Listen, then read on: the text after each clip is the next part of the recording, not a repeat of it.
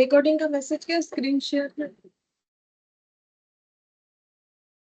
Yes ma'am. हाँ ठीक है। अच्छा देखो, हम लोग पढ़ रहे थे final accounts for manufacturing entity, जिसमें इलास्ट्रेशन 3 तक हम लोगों ने कंप्लीट कर लिया था। ठीक है, अभी बस एमसीक्यू और प्रैक्टिकल क्वेश्चन और शायद ट्रू फॉल्स वाला क्वेश्चन बाकी करना।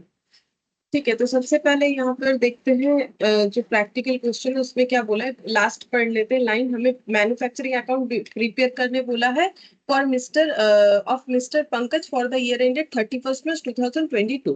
तो इन द बुक्स अब ये सब जो है लिख लोगे तुम लोग। ठीक है, वो फॉर्मेट तो पता होता ही है। तो यहाँ पर बना लेते हैं मैन्युफैक्चरिंग अकाउंट।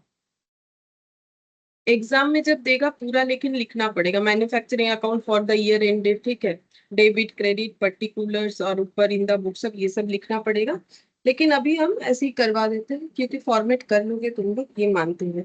तो मिस्टर पंकज रन से फैक्ट्री, ये एक फैक्ट्री चलाते, तो इससे पता चल जाएगा कि ये मैन्युफैक्चरर है। ठीक है, तो runs a factory which produces motor spares. ठीक है, ऑफ एक्सपोर्ट क्वालिटी, तो एक्सपोर्ट करने लायक मोटर स्पेयर्स ये बनाते हैं। अच्छा, फिर क्या बोला है देखते हैं। बोल रहा है कि the following details were obtain about his manufacturing expenses. ठीक है, तो ओपनिंग डब्ल्यूआईपी क्लोजिंग डब्ल्यूआईपी दोनों दिया हुआ है। रॉ मटेरियल का purchase, opening closing, return, indirect material, wages का, डायरेक्ट इनडायरेक्ट, डायरेक्ट एक्सपेंसेस का, royalty on production, repair maintenance, ये सब खर्चे, depreciation on factory shade, depreciation on plant and machinery, by product at selling price, ये सब हमें दिया हुआ है। तो हमें मैन्युफैक्चरिंग अकाउंट बना के देने के लिए बोला है। ठीक है, तो ओपनिंग डब्ल्यूआईपी कहाँ जाता है, मैन्युफैक्चरिंग अकाउंट में जाता है। ये सब हम लोगों ने लास्ट क्लास में सीखा है कि कहाँ क्या जाता है। ठीक है, तो यहाँ पर आ जाएगा टू ओपनिंग। हम थोड़ा शॉर्ट में लिखेंगे ताकि कंप्लीट हो जाए, छोटा सा चैप्टर, इसे और बाकी नहीं रखेंगे। तो ये हो गया 3,90,000। क्लोजिंग वाला किधर जाता है, बोलो क्लोजिंग किधर जाता है। रूल्स सब बता दिए क्यों जाता है क्या नहीं। बोलो क्लोजिंग डब्ल्यूआईपी किधर लिखोगे। मैम क्लोजिंग बाम दिखे मैंने क्रेडिट है यार। बाई साइड में जाएगा 5,07,000। अच्छा, अब इसके बाद रॉ मटेरियल, रॉ मटेरियल का परचेज, ओपनिंग क्लोज, रिटर्न, ये जो भी है आप except indirect, indirect raw material तो अलग से लिखेंगे। इनडायरेक्ट जो भी खर्चा होता है उसे अलग से लिखा जाता है, रॉ मटेरियल का डायरेक्ट। तो इससे हमें रॉ मटेरियल कंज्यूम्ड निकालना पड़ता है, तो हम लोग वही निकालेंगे टू रॉ मटेरियल कंज्यूम्ड। अब कंज्यूम्ड मतलब हमें क्या निकालना होता है कि कितना इस बार यूज हुआ है। वो हमें कैसे पता चलेगा, अगर हमारे पास कुछ ओपनिंग रॉ मटेरियल है तो वो लिखेंगे ओपनिंग स्टॉक। ठीक है, यहाँ इन्वेंट्री दिए, मैंने स्टॉक लिख दिया, तुम लोग चाहो तो इन्वेंट्री भी लिख सकते हो। जो कुछ बोला नहीं है तो स्टॉक इन्वेंट्री जो चाहो लिख सकते हो। ओपनिंग है 3,02,000, परचेज है 12,10,000, तो 3,02,000। ठीक है, फिर परचेज है 12,10,000, लेकिन हम लोग को नेट परचेज निकालना पड़ेगा क्योंकि रिटर्न भी दिया हुआ था। ठीक है, तो नेट परचेज निकाल लेंगे। 12,10,000 माइनस हो जाएगा रिटर्न में 18,000। अच्छा, तो ये करने से हमारे पास आ जाएगा रॉ मटेरियल अवेलेबल, कि एक्चुअली कितना अवेलेबल है, लेकिन मुझे तो कंज्यूम्ड चाहिए, तो माइनस कर देंगे closing stock of raw material. ठीक है, तो मेरे पास 3,02,000 का रॉ मटेरियल था, मैंने और 12,10,000 खरीदा, बट 18,000 रिटर्न कर दिया। तो अभी मेरे पास कितना जो है रॉ मटेरियल अवेलेबल है, बोलो। मैम 14,94,000। हाँ, 14,94,000 अवेलेबल है टोटल यूज करने के लिए, लेकिन पड़ा हुआ अभी कितना है मेरे पास, 3,10,000, यानी बाकी हम लोगों ने यूज किया है। मेरे पास इतना अवेलेबल था, अब बस 3,10,000 ही बचा, तो इसका मतलब बाकी मैंने यूज कर लिया। तो माइनस करने से कितना आ जाएगा, 11,84,000, ये आ जाएगा। ठीक है, ये मेरे पास रहेगा। अच्छा, नेक्स्ट पेज में जाते हैं।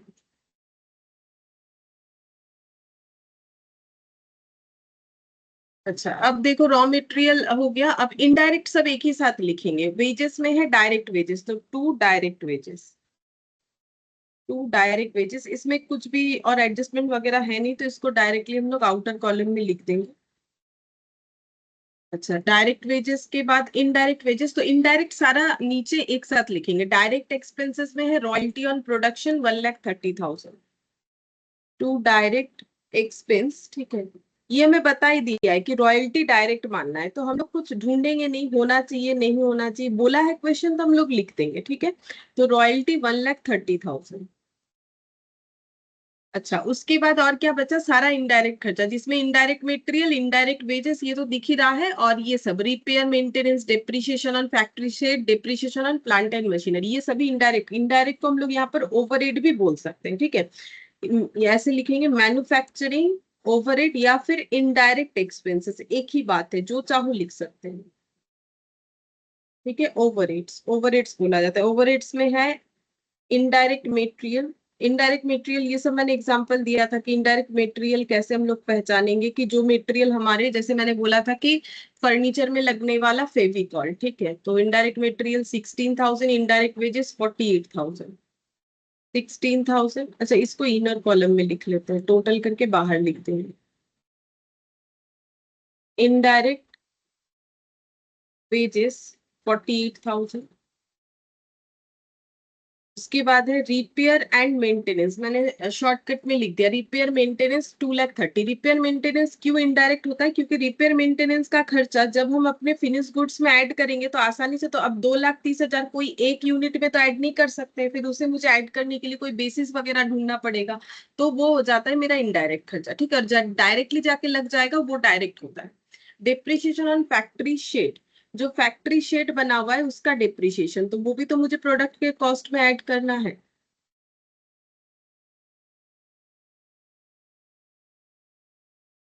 तो फैक्ट्री शेड 40,000 और depreciation on plant and machinery 60,000। तो ये सब मेरा इनडायरेक्ट खर्चा है, क्योंकि ये कोई भी खर्चा हम लोग डायरेक्टली 1 यूनिट प्रोडक्ट में ऐड नहीं करके, मतलब ऐड करके निकाल तो नहीं सकते ना आसानी से, इसीलिए ये सब मेरा इनडायरेक्ट खर्चा है। तो कितना हो जाएगा, 40 और 60, 1 लाख, 1 लाख और 2 लाख, 3 लाख, 3,30,000, 3,30,000, मैम 3,94,000। टोटल 3,94,000। अच्छा, अब 3,94,000 प्लस 1,30,000 प्लस 2,10,000, तो हो जाएगा 3,40,000। 3,40,000 या 3,94,000, 3,40,000। मैम 19,18,000 আসছে। টোটাল সব অ্যাড করবো, আরো বেশি আসে কত? मैम 23,08,000 আসছে। 23,08,000, ये ठीक है। ये आ रहा है हम लोग का 23,08,000। अच्छा, एक डेटा अभी तक लिखा नहीं है, बाई प्रोडक्ट बेच के हमें कुछ मिला है, बाई प्रोडक्ट वगैरह भी मैंने बता दिया था, 20,000 मिला है बाई प्रोडक्ट बेच के, तो वो मेरा इनकम होता है, मतलब वो मेरे फिनिश्ड गुड्स के कॉस्ट को कम करता है, ठीक है, प्रोसेसिंग कॉस्ट को कम करता है, तो इधर लिखते हैं, तो by sale of by product. तो 20,000, तो 20 प्लस 5,07,000, मतलब कितना हो जाएगा, ये जितना भी आए उससे माइनस करना पड़ेगा, तो 5,07,000 प्लस 20,000, तो ये हो गया 5,27,000। 5,27,000 से ये माइनस करना है।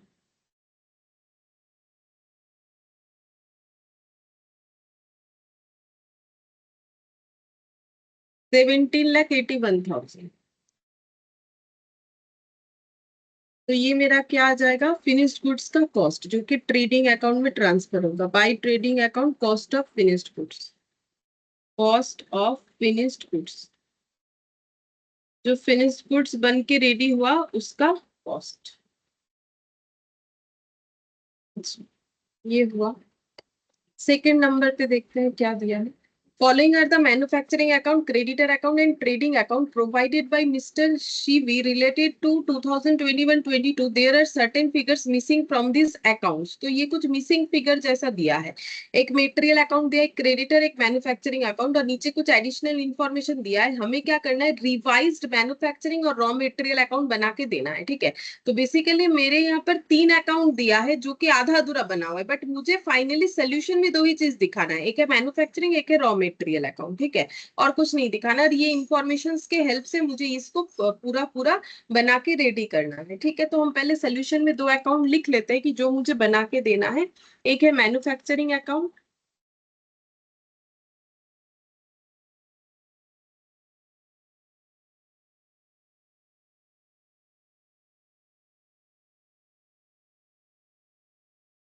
और एक है रॉ मेटेरियल अकाउंट।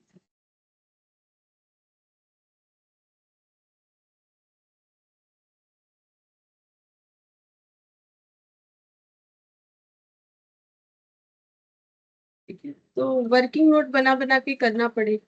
तो देखते हैं क्या क्या इंफॉर्मेशन है। सबसे पहला बात है कि रॉ मटेरियल में जो लिखा हुआ है वो लिख डालते हैं। पहला यही वाला है, to opening stock 1 lakh, to creditor,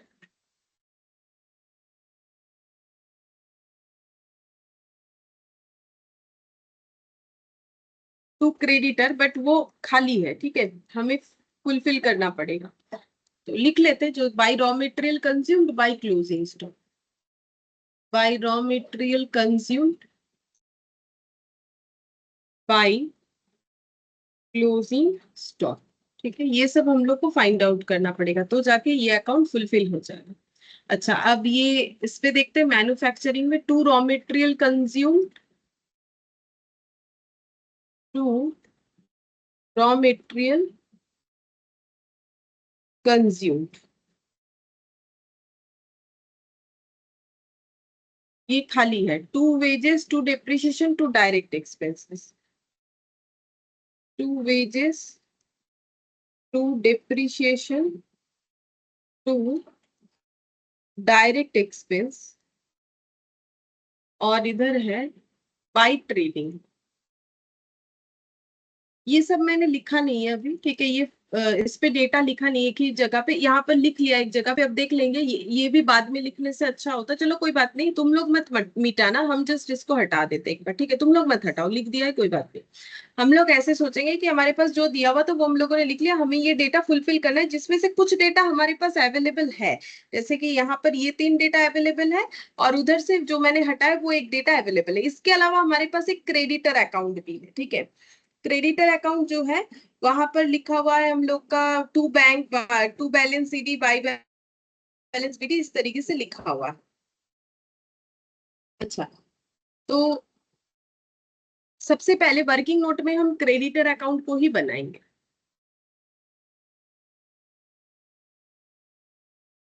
इसको वर्किंग नोट में इसीलिए दिया क्योंकि इसको हमें फाइनली दिखाने मना किया, मतलब सोल्यूशन में दिखाने बोला नहीं है, तो फिर इसको वर्किंग नोट में दे देंगे। To bank 22 lakh, to balance CD 6 lakh, to balance CD 6 lakh, by balance BD 15 lakh,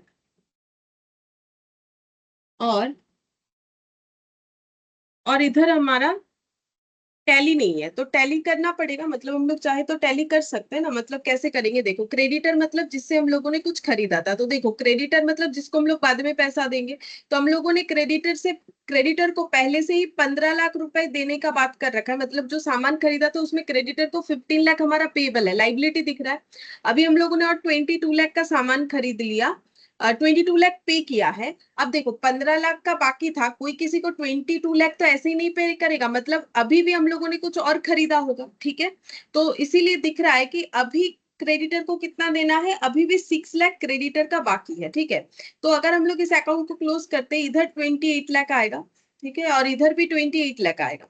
अब यहाँ पर बैलेंस करके कितना आ रहा है,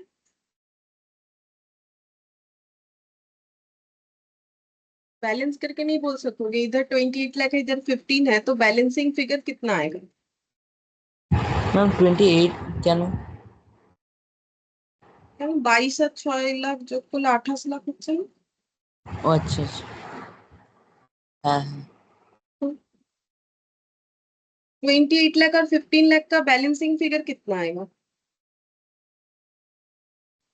13 लाख। 13 लाख। अब इस 13 लाख को क्या बोलोगे, मतलब देखो अकाउंट रीड करने आना चाहिए, जर्नल एंट्री तो सीखा हुआ है सभी का, ठीक है। तो ये बाई बैलेंस बीडी का मतलब क्या है कि मुझे क्रेडिटर को 15 लाख देना था, फिर दिखा रहा है क्रेडिटर टू बैंक। इसका मतलब क्या हो गया, मैंने उसे 22 लाख दे दिया। अब हम पागल थोड़ी ना है कि 15 लाख मिलेगा किसी को हम 22 लाख दे देंगे, तो मैंने उससे और भी सामान खरीदा होगा, जिसका प्रूफ क्या है कि मेरा अभी क्रेडिटर को 6 लाख का ड्यू दिखा रहा है। पहले 15 लाख का था, मैंने उसे 22 लाख दिया है, तो उसके हिसाब से तो मेरा कुछ ड्यू रहना ही नहीं चाहिए। लेकिन फिर भी मेरा 6 लाख का ड्यू क्यों दिखा रहा है, इसका मतलब मैंने करेंटली भी कुछ खरीदा होगा। तो क्रेडिटर से कुछ परचेस करने का एंट्री क्या होता है?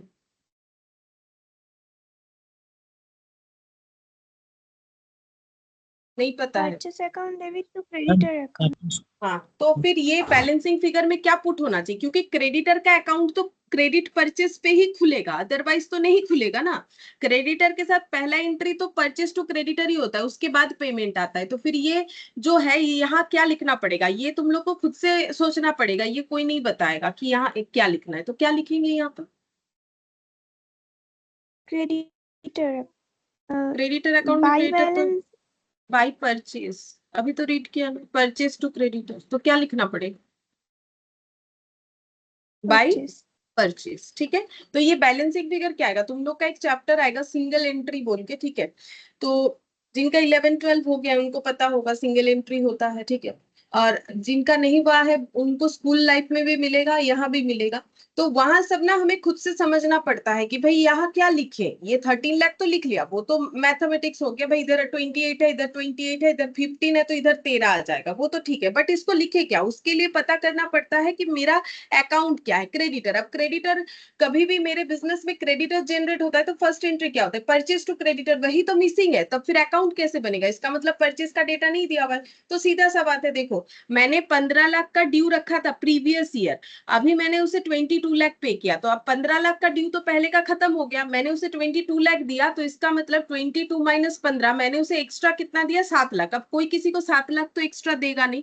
इसका मतलब क्या हुआ है कि हम लोगों ने उससे कुछ और भी परचेस किया है। कितना किया है, 13 लाख का। तो 13 लाख में 7 लाख उसने एडजस्ट कर दिया और बाकी 6 लाख दिखा दिया, इसीलिए यहाँ पर 6 लाख दिख रहा है। ठीक है, तो अकाउंट रीड करने आना चाहिए। देखो पोस्ट तो कर ही लोगे, सीख जाओगे तो भाई, परचेस टू क्रेडिटर तो बाई परचेस लिखेंगे, वो तो कर ही लोगे, बट अकाउंट को रीड नहीं करोगे तो उस चैप्टर में दिक्कत होगा। ऐसे मिसिंग फिगर्स वाले टॉपिक में भी दिक्कत होता है। ठीक है, तो चीज को समझो कि क्या दिया है। क्रेडिटर टू बैंक मतलब मैंने क्रेडिटर को इतना पैसा दिया है, और ये बाई बैलेंस टू बैलेंस का मतलब प्रीवियस ईयर का 15 लाख बाकी, करेंट ईयर में 6 लाख बाकी हुआ, और पेमेंट इतना किया। तो फिर क्या एंट्री मिसिंग है, तो मेन एंट्री तो मिसिंग है, क्रेडिटर टू परचेस। ठीक है, तो इसका मतलब अब ये परचेज अकाउंट में हम लोग लिख सकते हैं। तो परचेज हम लोग क्या किए, रॉ मेटेरियल। ठीक है, तो यहाँ पर हाइफन देके रॉ मटेरियल भी लिख सकते हो कि हम लोगों ने रॉ मटेरियल परचेज किया है, क्योंकि परचेज एक ही आइटम हमारा दिया हुआ है। तो अब ये रॉ मटेरियल अकाउंट में टू क्रेडिटर बोल के कितना लिख दोगे, बोलो? मैम 13 लाख। 13 लाख लिख दोगे, क्रॉस पोस्टिंग। अब तुम लोग बोलोगे मैम यहाँ तो परचेज नहीं लिखा हुआ है, यहाँ तो रॉ मटेरियल है, तुम लोग कैसे लिख सकते हैं? तो देखो यहाँ नाम दे दिया है रॉ मटेरियल, इसी वजह से तो मैंने भी तो बोला तुम लोग लिख ही सकते हो बाई रॉ मटेरियल परचेज बोल के। तो इसके आगे अगर हम रॉ मटेरियल और इसके साथ अगर नाम जोड़ दे परचेज तो हम जोड़ ही सकते हैं। बट अब क्वेश्चन में क्योंकि सिर्फ रॉ मटेरियल दिया है तो वैसे ही लिखेंगे ना, तो उतना कुछ फर्क नहीं पड़ता है। देखो हमें कंसेप्ट समझने से मतलब है, अब क्वेश्चन में नहीं लिखा है रॉ मटेरियल परचेज तो ये हमारा गलती नहीं है।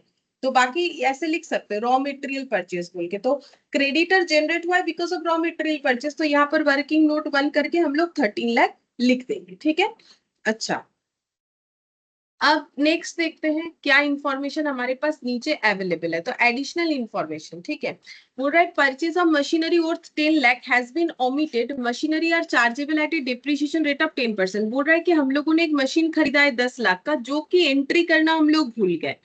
तो मशीनरी में 10% डिप्रिशिएशन भी चार्ज होना चाहिए। ठीक है, अच्छा बात है।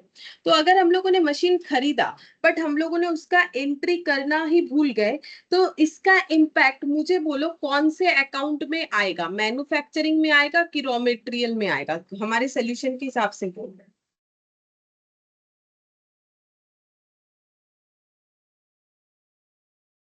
हम लोगों ने एक मशीन खरीदा बट उसको उसका एंट्री नहीं किया, तो उस पर डिप्रिशिएशन भी नहीं लगाया।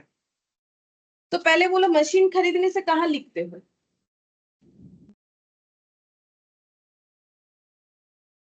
अरे बोलो, मशीन एसेट होता है, एसेट कहाँ लिखते हो? मैम एसेट तो बैलेंस शीट है। तो बैलेंस शीट यहाँ पर नहीं है तो उसका इम्पैक्ट नहीं दिखाएंगे, लेकिन मशीन पे जो डेप्रिसिएशन लगता है वो कहाँ लिखते हैं? पीएल में। मैन्युफैक्चरिंग। पीएल में लिखते हैं, बट ये मैन्युफैक्चरिंग अकाउंट कर रहे हैं तो प्लांट पे लगने वाला जो मशीन या प्लांट या फैक्ट्री रिलेटेड कोई भी एसेट्स का डिप्रिसिएशन कहाँ पर आएगा? मैन्युफैक्चरिंग है। मैन्युफैक्चरिंग। तो इसका मतलब मैन्युफैक्चरिंग अकाउंट में मुझे डिप्रिसिएशन रिकॉर्ड करना पड़ेगा, ठीक है। तो अब हम यहाँ पर डिप्रिसिएशन रिकॉर्ड करते हैं, तो यहाँ दिखाते हैं working note number 2, depreciation on machine omitted कितना हो जाएगा? 10 लाख का मशीन था, उस पे कितना डिप्रिसिएशन लगेगा? 10%। टाइम कुछ नहीं बोला है तो फिर हम लोग 1 ईयर मान के चलेंगे। जब हमें कुछ नहीं बोला है तो हम लोग 1 ईयर मानेंगे। तो ये मतलब कब खरीदा गया, कुछ तो बोला नहीं है ना। अगर डेट वेट बोलता तो उस हिसाब से कैलकुलेट करते, तो 1 लाख हो जाएगा। तो 1 लाख का डिप्रिसिएशन चार्ज होगा, और वो कहाँ चार्ज होगा? हम लोग का मैन्युफैक्चरिंग अकाउंट में। अच्छा, अब ये मैन्युफैक्चरिंग अकाउंट में पहले से ही डिप्रिसिएशन दिख रहा है 2 लाख, ठीक है। अब क्योंकि मैंने इस मशीन को रिकॉर्ड ही नहीं किया था तो 1 लाख का डिप्रिसिएशन उस पे लगा नहीं था। तो अभी ये डिप्रिसिएशन का अमाउंट फिर कितना हो जाएगा? 1 लाख तो मिसिंग है ना यहाँ पर। ये 2 लाख जो दिख रहा है वो ऑलरेडी इन्होंने चार्ज किया होगा। तो बोलो कितना होना चाहिए? मैम 3 लाख। 3 लाख होगा। जो है पहले से वो तो रहेगा ही, उसमें कोई गलती है, कुछ तो नहीं बोला ना। तो फिर करेक्ट डिप्रिसिएशन का अमाउंट हम लोग का कितना हो जाएगा? पहले से जो दिख रहा है वो तो रहेगा ही रहेगा, ठीक है। ये खर्चा हम लोगों ने दिखाया है, एक खर्चा हम लोगों ने दिखाया नहीं जो कि ऑमिट हो गया हमसे। तो फिर इसका आंसर हम लोग को लिखना पड़ेगा 3 लाख। इसीलिए हम बोल रहे थे कि इसको फिलअप कर अभी मत करो, ठीक है। तो यहाँ पर डिप्रिसिएशन हो जाएगा वर्किंग नोट नंबर 2 लगा के 3। अच्छा, फिर नेक्स्ट यहाँ पर आते हैं wages including the following. Paid to factory worker 3 lakh. अब यहाँ पर देखो लैंग्वेज क्या है, वेजेस इंक्लूड मतलब इस 3,50,000 के अंदर इंक्लूड है। अभी ये जो 1 लाख निकाला उसमें ये 2 लाख में 1 लाख इंक्लूड है ऐसा कुछ नहीं बोला था हमें। 2 लाख डिप्रिसिएशन ऑलरेडी चार्ज है, 1 लाख हम लोगों ने गलती से चार्ज नहीं किया तो 1 लाख हम लोगों ने यहाँ एड ऑन कर दिया। बट यहाँ पर बोल रहा है कि इस वेजेस में इंक्लूड है फैक्ट्री वर्कर का 3 लाख, और ऑफिस पे जो लेबर काम करते हैं उनको दिया गया 50,000। तो मैन्युफैक्चरिंग अकाउंट में क्या फैक्ट्री का वेजेस और ऑफिस का वेजेस दोनों आना चाहिए, या दोनों नहीं आना चाहिए, या कोई एक आना चाहिए?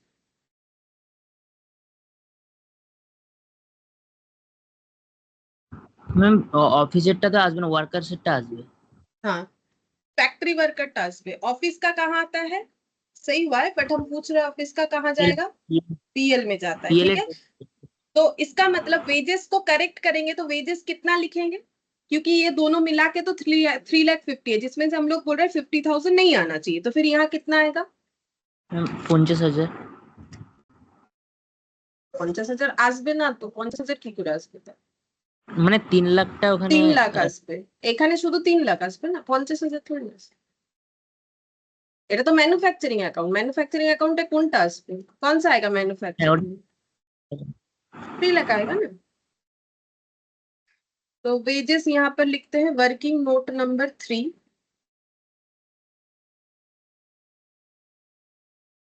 वेजेस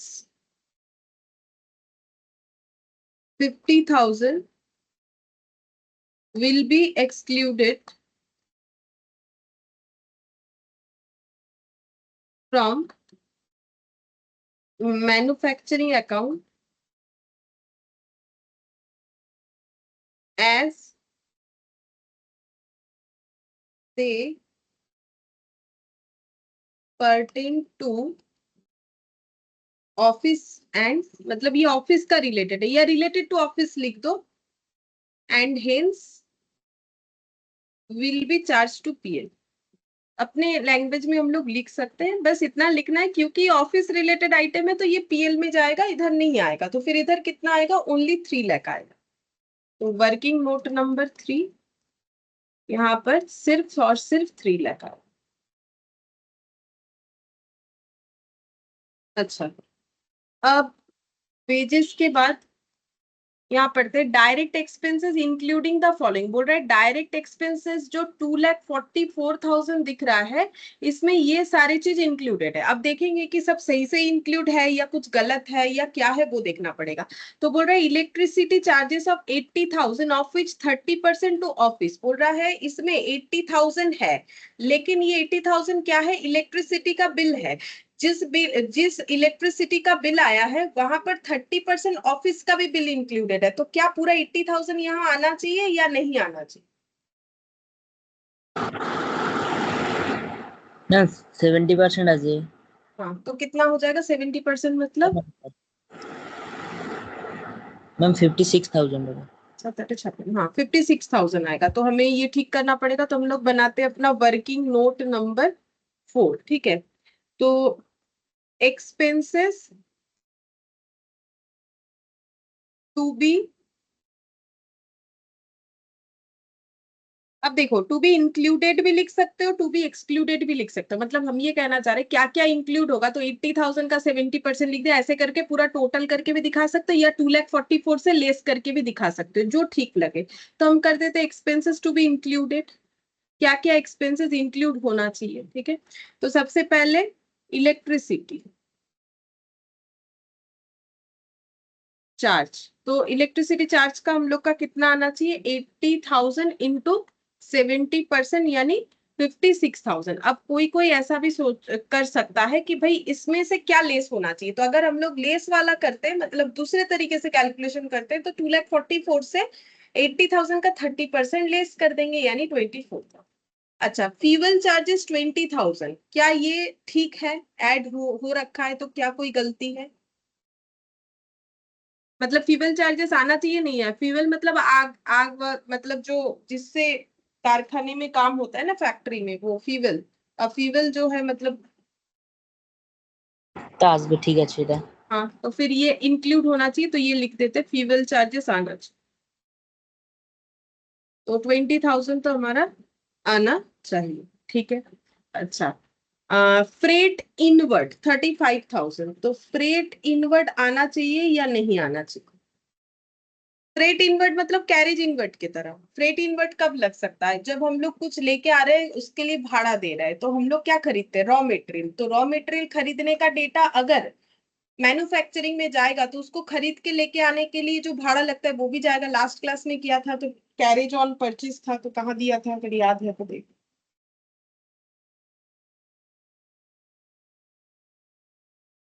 अरे इतना कुछ तो बता दिया कि अगर रॉ मटेरियल আমি এটা खरीद के लेके आ रहे हैं, बोलो। আমি এটা দেখে না আসবে। आएगा, ऑब्वियसली आएगा, क्योंकि सिंपल सा लॉजिक है। अगर रॉ मटेरियल परचेज मैन्युफैक्चरिंग में आता है, तो रॉ मटेरियल को परचेज करके लेके आने का खर्चा भी यहाँ पर आएगा ना, तो यहाँ पर हो जाएगा रॉ मेट सॉरी क्या लिखे, फ्रेट इनवर्ड। हम रॉ मटेरियल परचेज लिख रहे थे गलती से, फ्रेट इनवर्ड। फ्रेट इनवर्ड ये आ जाएगा 35,000, ठीक है। ये ऐसा मत सोचो कि ये ट्रेडिंग में आता था, फाइनल अकाउंट जैसे 11-12 में अगर किया हुआ है तो सोच रहे होगे, तो वहां मैन्युफैक्चरिंग नहीं होता है, तो वो ट्रेडिंग में ही आएगा ना, क्योंकि ट्रेडिंग का मतलब क्या हो गया, हम लोग किसी से फिनिश गुड्स खरीदते हैं फिर उसे बेचते हैं। तो हम लोग जब फिनिश गुड्स खरीद के लेके आते हैं तब भी तो हमें भाड़ा लग सकता है ना उस गुड्स को कैरी करके लेके आने के लिए। तो इस बार वो ट्रेडिंग में इसीलिए नहीं जाएगा क्योंकि ट्रेडिंग में हम लोग कुछ खरीद के लेके नहीं आ रहे, हम लोग मैन्युफैक्चरिंग अकाउंट में जो चाहिए वो खरीद के लेके आते हैं, खुद बनाते हैं, फिर वो ट्रेडिंग में ट्रांसफर करते हैं। फिर delivery charges to customer, customer को हम लोग डिलीवरी कर रहे हैं और डिलीवरी चार्जेस हो रहा है 20,000, तो डिलीवरी चार्जेस क्या मैन्युफैक्चरिंग अकाउंट में आएगा?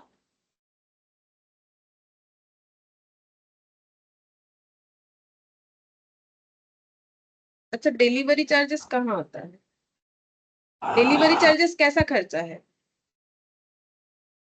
फैक्ट्री का खर्चा है, ऑफिस एडमिनिस्ट्रेशन का है, सेलिंग डिस्ट्रीब्यूशन का है, ये तो तीन पार्ट होता है। फैक्ट्री का खर्चा मैन्युफैक्चरिंग में आता है, वो ट्रांसफर होकर ट्रेडिंग में आता है। Office administration, selling distribution, finance cost हमारा पीएल में आता है, ये बोला मैंने लास्ट में। तो डिलीवरी चार्जेस कैसा खर्चा है? हाँ बोल। পিএলে আসবে মানে সেলিং। सेलिंग डिस्ट्रीब्यूशन का खर्चा ये पीएल में आना चाहिए, तो यहाँ नहीं आएगा, ठीक है। तो यहाँ पर क्या क्या आ जाएगा, ये तीन खर्चा आ जाएगा, तो ये तीन खर्चा हम लोग का कितना हो रहा है, 56 प्लस 20 प्लस 35, तो ये आ जा रहा है 1,11,000। ठीक है, 1,11,000 आ जा रहा है डायरेक्ट एक्सपेंसेस। बट एक प्रॉब्लम हो गया। क्या प्रॉब्लम हो गया पता है? अब यहाँ पर हमें बोला था कि इसमें क्या क्या इंक्लूडेड है, लेकिन ये सब ऐड करके ना 2,44,000 नहीं आ रहा है। मतलब मेरे कहने का मतलब है, यहाँ जो 2,44,000 दिख रहा है ना, तो अब देखो 80,000,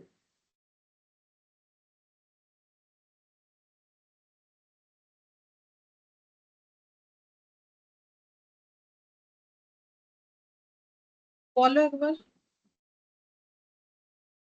হ্যাঁ জি, তুমি কিছু বলো, আমি দেখছি, শুনতে পাচ্ছি কিনা।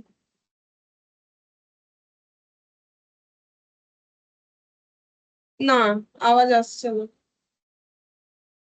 রিজয়েন করো, তোমার আওয়াজ পাচ্ছি না।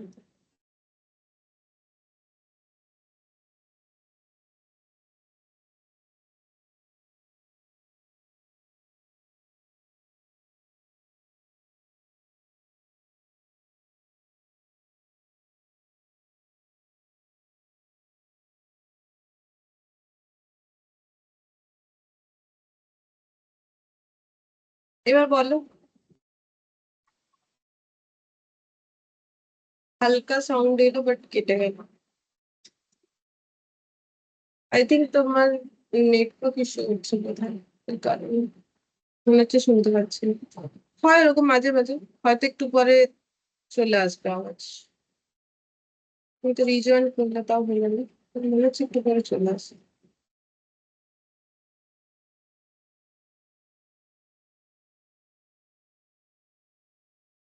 ঠিক আছে, আমাকে দরকার হলে ততক্ষণে হোয়াটসঅ্যাপে আনসার দাও, কিন্তু বলতে থাকো। যখনই ঠিক হয়ে যাবে না, মাইক মাইক ইস্যু হতে পারে তোমার, তো শুনতে পেয়ে যাবে আমি।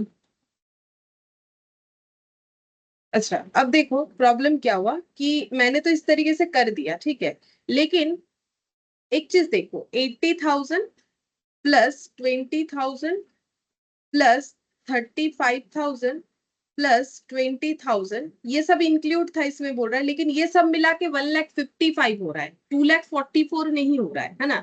तो इसका मतलब ये सब के अलावा भी कोई और खर्चा है जो यहाँ पर इंक्लूडेड है, लेकिन हमें बस ये 4 आइटम बता दिया है कि ये इंक्लूडेड है। हमें ये आइडेंटिफाई करना है कि इसमें से ये 4 आइटम रहेगा नहीं रहेगा, या कितना पोर्शन रहेगा। ठीक है, तो हम लोग ये इस तरीके से भी हो जाएगा। कैसे होगा बोलो तो, फिर 2,44,000 से 1,55,000 लेस करके देखना पड़ेगा कितना आ रहा है। जो आइटम डायरेक्ट एक्सपेंसेस की तरह रहेगा ही रहेगा, लेकिन मुझे लगता है उसमें थोड़ा टफ हो जाएगा ये चीज। तो हम लोग जो है इंक्लूडेड नहीं करके एक्सक्लूडेड करके करते हैं। हम ना ये भी रहने देते हैं, तो तुम लोग बाद में इसको भी समझ जाओगे कि कैसे होगा। ठीक है, तो ये सब इंक्लूड होना चाहिए। और इसके अलावा जो यहाँ पर दिख रहा है ना 2,44,000, 2 लाख, ये देखो, अब डायरेक्ट एक्सपेंसेस जो हमें गिवन है,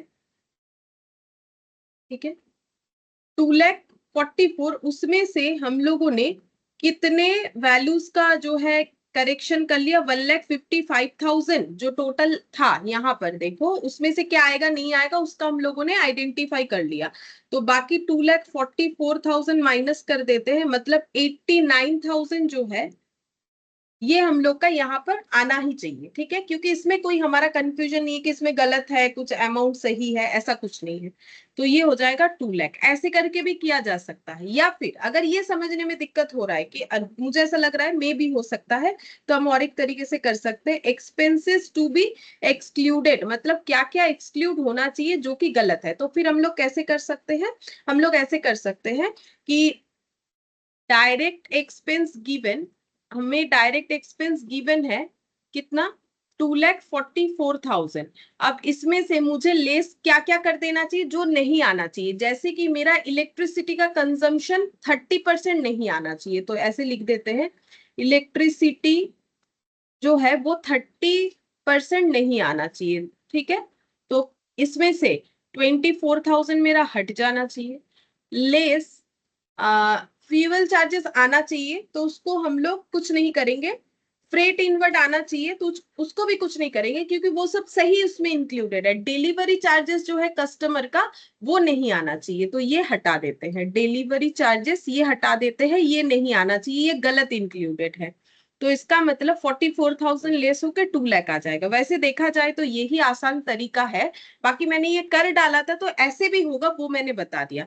मतलब देखो सीधा बात है, मुझे डायरेक्ट एक्सपेंस दिया हुआ है क्वेश्चन में ये, और इसमें बोला है कि कुछ ऐसे आइटम इंक्लूडेड, 4 आइटम के बारे में मैं बताया, हमें आइडेंटिफाई करना है कि वो सही इसमें इंक्लूडेड है कि नहीं। जैसे 2 आइटम तो ठीक है, like fuel charges, freight inward, ये 2 आइटम इंक्लूडेड है, ये सही है, ये इंक्लूड होना भी चाहिए। बट डिलीवरी चार्जेस नहीं होना चाहिए। इलेक्ट्रिसिटी होता, बट उसमें क्योंकि ऑफिस का बिल अलग है और फैक्ट्री का अलग है तो ऑफिस वाला हट जाएगा, तो फिर बचा हुआ अमाउंट मेरा डायरेक्ट एक्सपेंसेस में चला जाएगा। और मैंने जो करवाया यहाँ पर इसके पहले वो भी सही है, बट वो थोड़ा मेथड लेंदी भी है, समझने में हो सकता है दिक्कत है। लाइक इलेक्ट्रिसिटी चार्जेस आना चाहिए, फ्यूल चार्जेस आना चाहिए, फ्रेट इनवर्ड आना चाहिए, तो मैंने बोला 1,11,000 आना चाहिए, तो 2,44,000 में से 2,44,000 में अगर 1,11,000 मेरा आना चाहिए, और यहाँ पर ये जो गिवन था जिसको हम लोगों ने रेक्टिफाई किया वो हम लोग का आया, देखो 80,000 और 20,000 हो गया 1 लाख, 1 लाख हो जाएगा 55,000, 1,55,000 में से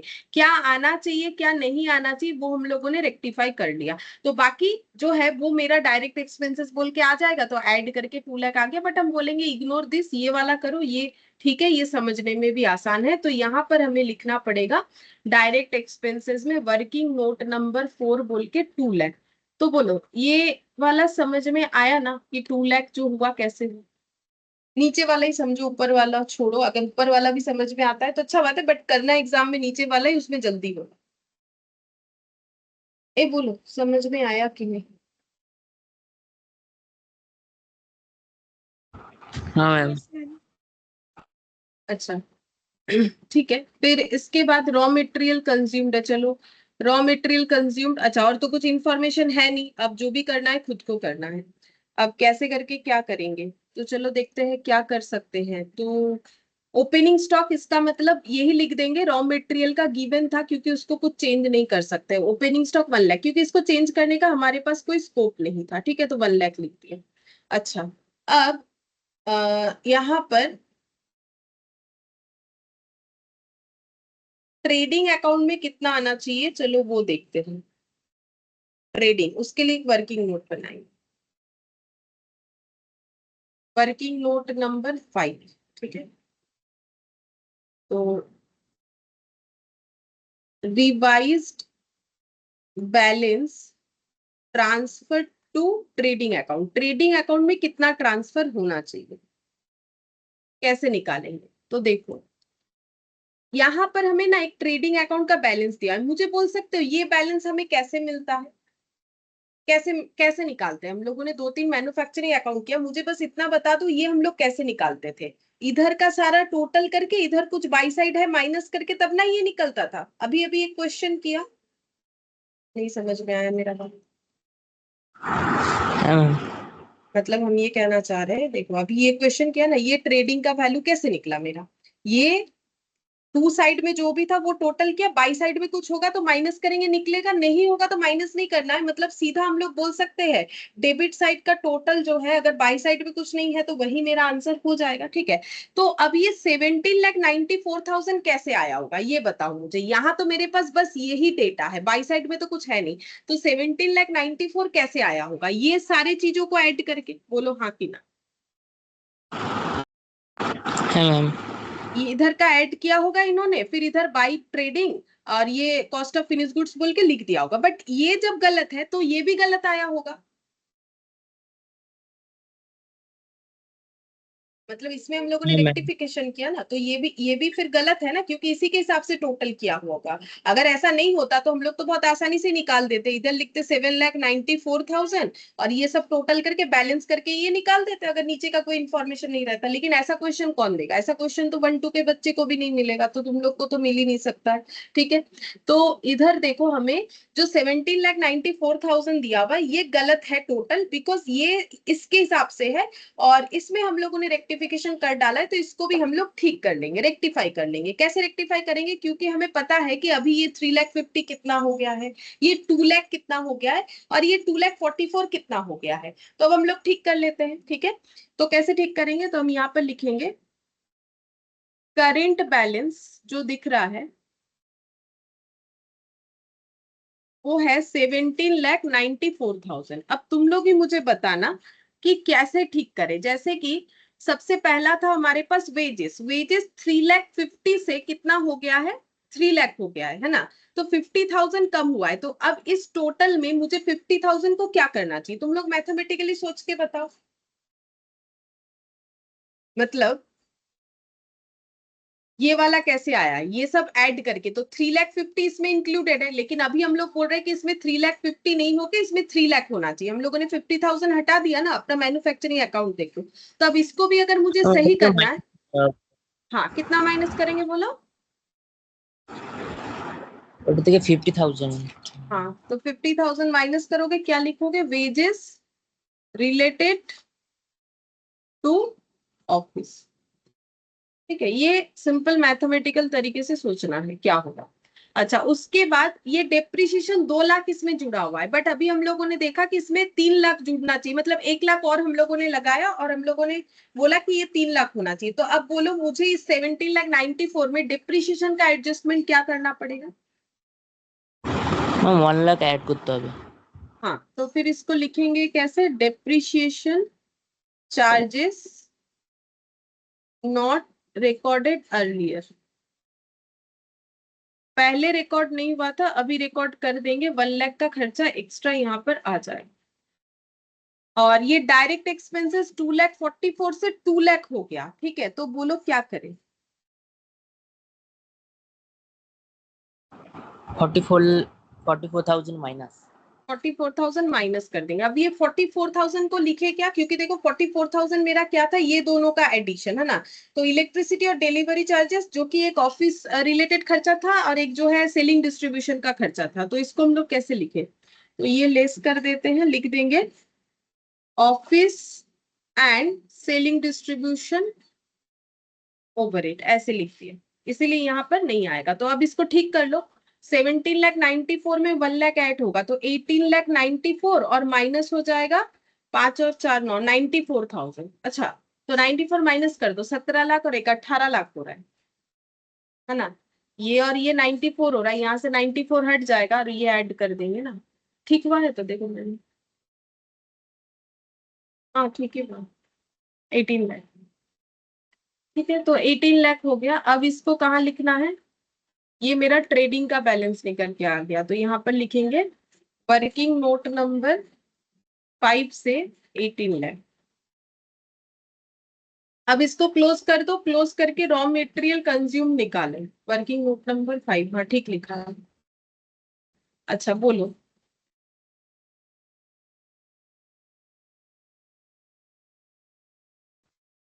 रॉ मटेरियल कंज्यूम कितना है।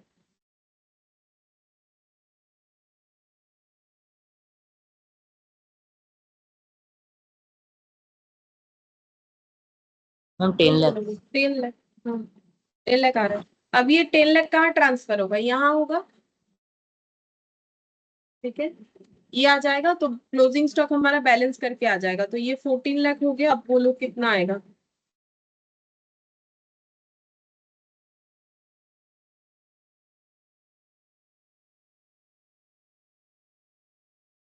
क्लोजिंग स्टॉक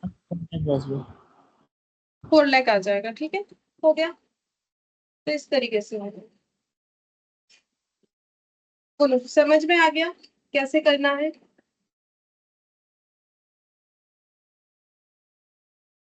बोलो फिर थर्ड नंबर हम लोग का लास्ट क्वेश्चन। ठीक है, क्वेश्चन नंबर 3 में जाते हैं।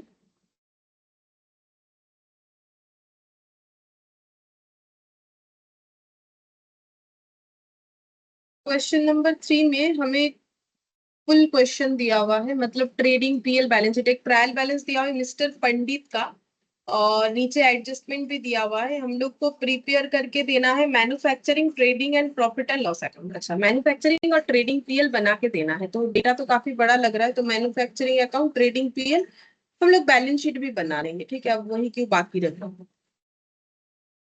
Manufacturing account for the year ended वगैरह तुम लोग लिख लेना। अच्छा, जगह ज्यादा रख दो क्योंकि डेटा काफी ज्यादा है, अंदाजे से रख दे रहे, इतना नहीं हो जाएगा आई। ट्रेडिंग, देखो जब भी मैन्युफैक्चरिंग होता है ना तो ट्रेडिंग का जो अकाउंट है वो कम होता है उसका साइज, ठीक है, क्योंकि मैक्सिमम चीज तो मैन्युफैक्चरिंग में चला जाएगा तभी ना वो अकाउंट बनाने के लिए देगा। ट्रेडिंग इतने में हो जाएगा, मैन्युफैक्चरिंग का आधा। अब प्रॉफिट एंड लॉस अकाउंट तो ट्रेडिंग एंड पीएल एक साथ करते हैं। अब देखो यहाँ ना क्वेश्चन में बोला है, देखो इस तरीके से, वैसे अलग एक साथ ही बनता है। यहाँ पर क्वेश्चन में बोला है ट्रेडिंग एंड, अच्छा trading and profit and loss तो हम लोग एक साथ ही करते हैं। अच्छा, ट्रेडिंग एंड पीएल, और हम अपने मन से जो है ये बैलेंस शीट भी बनाने का सोच रहा है तो पीएल के लिए जगह ज्यादा रख देते हैं, क्या पता कितना ज्यादा जगह लगे। और बैलेंस शीट,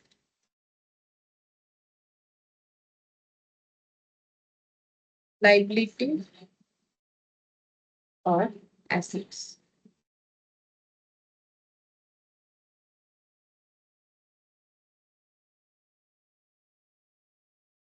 हो जाएगा इससे। अच्छा अब देखो हमें क्या करना है कि जो भी ट्रायल बैलेंस में दिया हुआ है वो सब जहां जहां जाएगा वहां वहां पुट करना है, लेकिन ट्रायल बैलेंस में जो आइटम है उससे रिलेटेड अगर कोई एडिशनल इंफॉर्मेशन है उसको हमें पॉइंट आउट करना है, क्योंकि उसको हमें एडजस्ट करना पड़ेगा। ये सबका जो है एंट्री नहीं हुआ हुआ है इसीलिए ये बाद में दिखा रहा है। जैसे सैलरी आउटस्टैंडिंग, मतलब जब सैलरी लिखेंगे तो हमें इनर कॉलम में लिखना है, उसका एडजस्टमेंट होगा। प्रीपेड इंटरेस्ट, एक्रूड कमीशन, अच्छा इंटरेस्ट ऑन इन्वेस्टमेंट, और क्या बोला है, प्रोविजन फॉर डाउटफुल डेप्ट 5% on sundry debt and depreciation on building and इतना on plant and machinery to be provided, और ये दिया है stock of finish goods at the end of the year, मतलब क्लोजिंग स्टॉक। तो देखो याद रखने का जरूरत नहीं होगा, एग्जाम में क्या करोगे जैसे ही पता चलेगा कि ये मेरा इंफॉर्मेशन जो है इस पे एडजस्टमेंट है तो तुम लोग को क्या करना है, जैसे मान लो कमीशन के बारे में था यहाँ पर एक्रूड कमीशन रिसिप्ट, अच्छा ये पेड है तो कमीशन रिसिप्ट साइड जाना पड़ेगा। तो जैसे मान लो यहाँ दिख रहा होगा कमीशन, यहाँ दिया नहीं है, मतलब पूरा का पूरा ही आउटस्टैंडिंग है, पूरा का पूरा ही आउटस्टैंडिंग है। ठीक है चलो, जैसे कि मान लो सैलरी, सैलरी ले लेते हैं, तो सैलरी, तो सैलरी में ऐसे करके तुम लोग को एक पॉइंट आउट कर लेना है, ठीक है, याद करने का जरूरत, जैसे ही पढ़ोगे नोट डाउन कर लेना है। बट मेरे यहाँ पर ये पॉइंट फिक्स नहीं होगा, आगे पीछे हो जाएगा तो हम थोड़ा याद रख के कर लेंगे, ठीक है, मुझे प्रॉब्लम नहीं होगा, मुझे हैबिट है, तुम लोग जो है अपना पॉइंट आउट कर लेना। अच्छा अब हम लोग कैसे स्टार्ट करेंगे, जैसे सबसे पहले यहाँ से स्टार्ट करते हैं। Opening stock of raw material 1,50,000, तो मुझे बोलो रॉ मटेरियल का ओपनिंग स्टॉक कौन से अकाउंट में जाता है? मैन्युफैक्चरिंग। मैन्युफैक्चरिंग, तो मैन्युफैक्चरिंग में लिखेंगे टू रॉ मटेरियल, ये हम लोग कैलकुलेट करेंगे। तो यहाँ पे लिखेंगे opening stock of raw material, और ये वैल्यू हमें दिया 1,50,000, इसमें कोई एडजस्टमेंट नहीं था, ठीक है।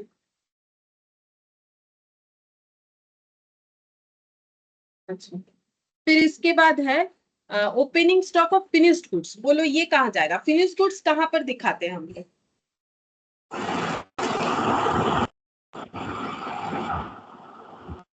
मैडम बोलो सुनते पहला, फिनिश्ड गुड्स कहाँ लिखते हैं, कहाँ ट्रांसफर होता है फिनिश्ड गुड्स? फिनिश गुड्स को बेचेंगे, ट्रेड करेंगे, ऐसे करके मैंने याद दिलाया लास्ट क्लास भी 2-3 बार, अगर क्लास सुनोगे तो याद है। ফিনিশড গুডস তো ট্রেডিং পিএল এ আসবে আর ব্যালেন্স শিটেও তো আসবে এটা ফিনিশ গুডস ব্যালেন্স এটা শিটে আসবে আসে না, trading PL closing stock of finish goods আছে, স্টকটা আসে না, এটা তো ওপেনিং স্টক, ওপেনিং হ্যাঁ স্টকটা এটা তো কোথায় ট্রেডিং আসবে?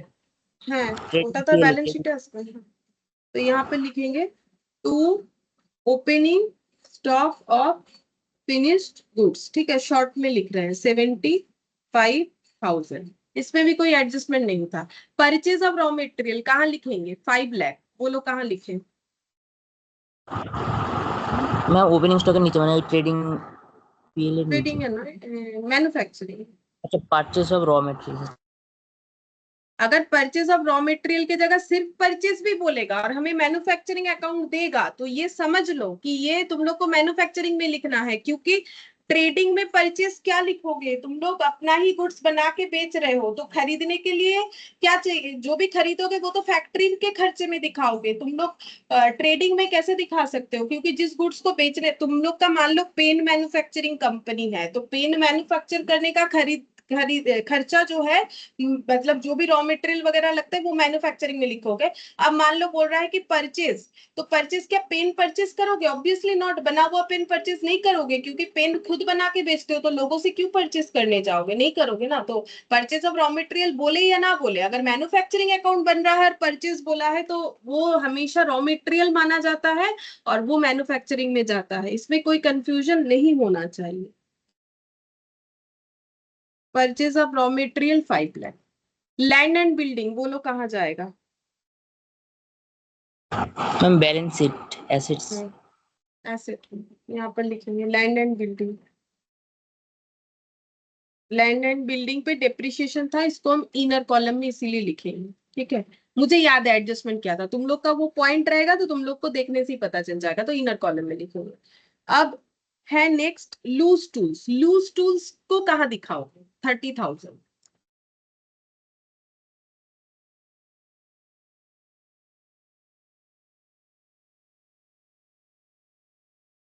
लूज टूल्स का मतलब पता है तुम लोगों को?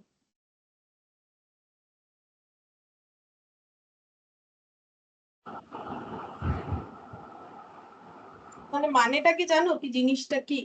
তবে তো কিছু বলতে পারবে। ম্যাম লুজ টুলস মানে ওই মানে যন্ত্রপাতি সারানোর জন্য কিছু। হ্যাঁ, যে ছোটখাটো জিনিসপত্রগুলো থাকে বা কোনো মানে স্পেয়ার पार्ट्स टाइपेर সেগুলো হতে পারে लूज टूल्स। अब ये लूज टूल्स जो है, इसको हम लोग फिक्स्ड एसेट भी मान सकते, करंट एसेट। ये है एसेट, ठीक है। क्यों एसेट है? क्योंकि एसेट का मतलब क्या होता है? एसेट का मतलब क्या होता है? जो हमें लॉन्ग হ্যাঁ টার্ম বলো। ইউজ और মানে long long term use long করতে টার্ম পারবে। হলে তো ফিক্সড অ্যাসেট হয়ে যাবে, আর লং টার্ম না হলে কারেন্ট অ্যাসেট হয়ে যাবে। হ্যাঁ কারেন্ট অ্যাসেট। तो देखो, अब ये लूज टूल्स जो है, अब ये मेरा लॉन्ग टर्म के लिए है कि शॉर्ट टर्म के लिए मुझे तो नहीं पता है ना। लेकिन नॉर्मली क्या लगता है, लूज टूल्स क्या शॉर्ट टर्म के लिए होगा? क्या लगता क्या? হ্যাঁ লং টার্ম। लॉन्ग टर्म के लिए नॉर्मली होना चाहिए। तो देखो, जब लूज टूल्स बोले और हमें कुछ पता ना चले कि ये लूज टूल्स किस नेचर का है, मतलब क्या ये 12 महीने से ज्यादा हमारे साथ रह सकता है या उससे कम, अगर हमें पता ना चले देन गो फॉर कि ये मेरा फिक्स्ड एसेट है। और अगर पता चल जाता है तब जैसा बोलेगा क्वेश्चन वैसे कर देना, ठीक है। तो हम लोग लूज टूल्स जो है इसको यहाँ पर लिख देते हैं। देखो, फिक्स्ड भी मान सकते हो, करंट भी मान सकते हो। हम पहले ही बोल देते हैं फिक्स्ड भी मान सकते हो, करंट भी मान सकते हो। बट एक चीज देखो, यहाँ पर एक हिंट्स है, लेकिन ठीक है, क्या है बोलो तो? बाकी एसेट्स के ऊपर हमें डिप्रिशिएशन बता रखा है। देखो, बिल्डिंग के ऊपर, ठीक है, यहाँ पर प्लांट एंड मशीनरी के ऊपर बता रखा है, बिल्डिंग के ऊपर, प्लांट एंड मशीनरी के ऊपर। लेकिन लूज टूल्स के ऊपर हमें डेप्रिसिएशन नहीं बताया। तो लूज टूल्स अगर मेरा फिक्स्ड एसेट है, जैसे कि हम लोग सोच रहे हैं कि लूज टूल्स का मतलब है कि वो मतलब स्पेयर पार्ट्स की तरह, मतलब जिसको हम लोग यूज करके अपना जो है ठीक कर सकते हैं, जो भी मशीन्स वगैरह है या मशीन्स वगैरह में लगाने के लिए नट्स बोल्ट्स ये सब, ठीक है। तो वो हमारा लूज टूल्स हो गया, মানে যেটাকে বাংলাতে বলে ছোটখাটো যন্ত্রপাতি। तो ये जो लूज टूल्स है इस पे कोई डेप्रिसिएशन नहीं बोला है, तो फिर हमें ये क्या कंसिडर करना चाहिए? अगर ये फिक्स्ड एसेट होता तो इस पे भी तो डिप्रिसिएशन दिखाता, तब current asset current choose asset. करें।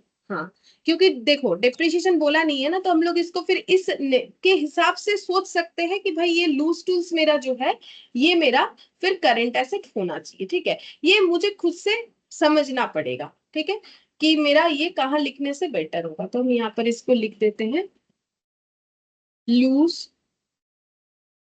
टूल्स। कितना अमाउंट था मेरा? 30,000।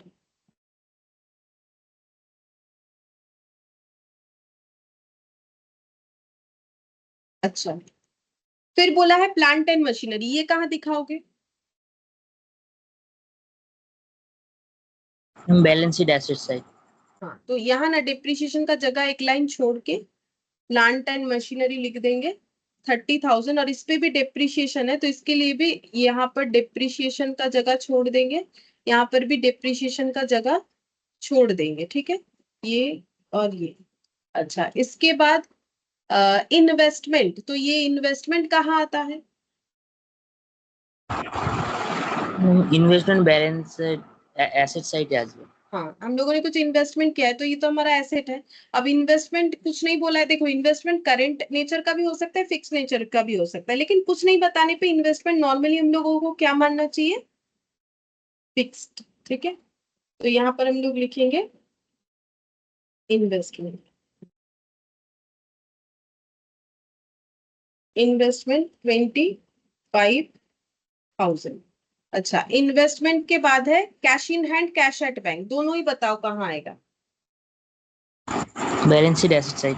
बैलेंस शीट में, एसेट साइड में। तो एकदम एंड के तरफ लिखना चाहिए। जितना लिक्विड आइटम होगा, मतलब जो कैश रिलेटेड आइटम होता है वो सबसे एंड में होता है, तो कैश एट बैंक पहले लिखेंगे। बैंक में रहने वाले कैश से भी ज्यादा लिक्विड होता है कैश इन हैंड। लिक्विड का मतलब जिसको हम लोग इजीली मतलब कन्वर्ट जो है, मतलब देखो वैसे लिक्विड का मतलब होता है जो इजीली कन्वर्टेबल इनटू कैश, क्योंकि ये तो ऑलरेडी कैश में ही कन्वर्टेड है। लेकिन सबसे ज्यादा लिक्विड क्या होगा? मेरे पास मेरे हाथ में भी 10 रुपए है, ये मेरे लिए ज्यादा लिक्विड हो गया। वैसे तो आज के डेट पे ऑनलाइन पे वो बैंक बैलेंस भी हमारे लिक्विड ही माना जाएगा। ठीक है, तो ये हो गया 5,000, क्योंकि वो भी हमारे, ऐसा नहीं कि बैंक में जाओ पैसा निकालो तो ही होगा, ऐसा नहीं होता है।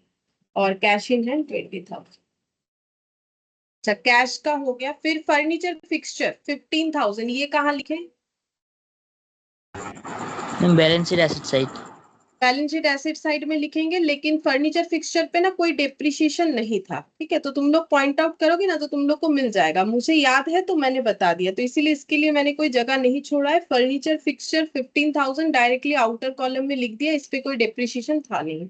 अच्छा, अब सन्ड्री डेटर, डेटर कहाँ लिखा जाता है? डेटर क्या होता है? करंट एसेट, तो फिर डेटर कहाँ लिखेंगे? Asset side balance sheet.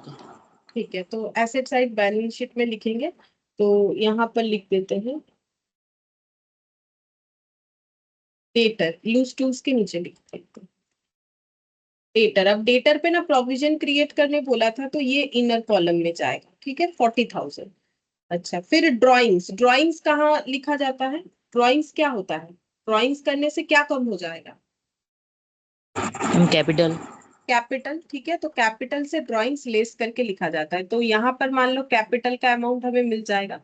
अब कैपिटल का अमाउंट बढ़ या घट सकता है, बिजनेस करके जो प्रॉफिट वगैरह होगा, तो उसके लिए एक लाइन जगह छोड़ के ड्राइंग्स।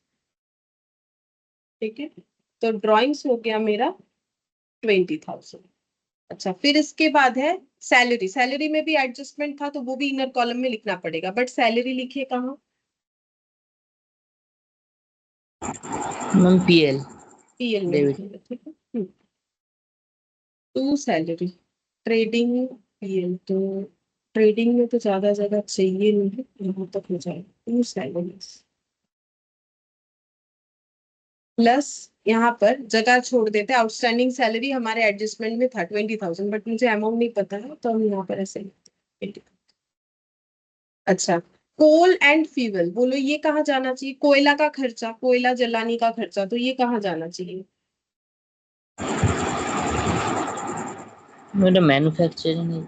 हाँ, ये फैक्ट्री का खर्चा है ना, कोयला का यूज कहाँ होगा? फैक्ट्री में होगा। तो ये देखो, ये यहाँ पर आगे का कुछ डेटा आएगा, मतलब डायरेक्ट जो भी खर्चा वगैरह आएगा, तो कोल फ्यूल हम यहाँ पर लिख देते हैं। कोल एंड फ्यूल का खर्चा 15,000। अच्छा, factory rent and rates, factory का रेंट और रेट्स कहाँ पर आएगा? फैक्ट्री रेंट फैक्ट्री आज मैंने मैन्युफैक्चरिंग आज। हाँ, तो फैक्ट्री रेंट एंड रेट्स, इसमें भी कोई एडजस्टमेंट नहीं था, तो मैंने डायरेक्टली लिख दिया। अच्छा, जनरल एक्सपेंस, लास्ट क्लास बोला था जब जनरल एक्सपेंसेस बोले तो कहाँ लिख देना है हमें? कुछ नहीं पता चलेगा तो ट्रेडिंग पीएल पीएल है ये, पीएल। हाँ, जनरल एक्सपेंस 4,000। जनरल एक्सपेंसेस के बाद है एडवर्टाइजमेंट। एडवर्टाइजमेंट कहाँ आना चाहिए? बोलो। मैम पीएल पीएल, ठीक है, 5000 टू एडवर्टाइजमेंट 5000। अच्छा, सेल्स रिटर्न ये कहाँ दिखाना चाहिए? मैम ट्रेडिंग ए सेल्स থেকে লেস হবে।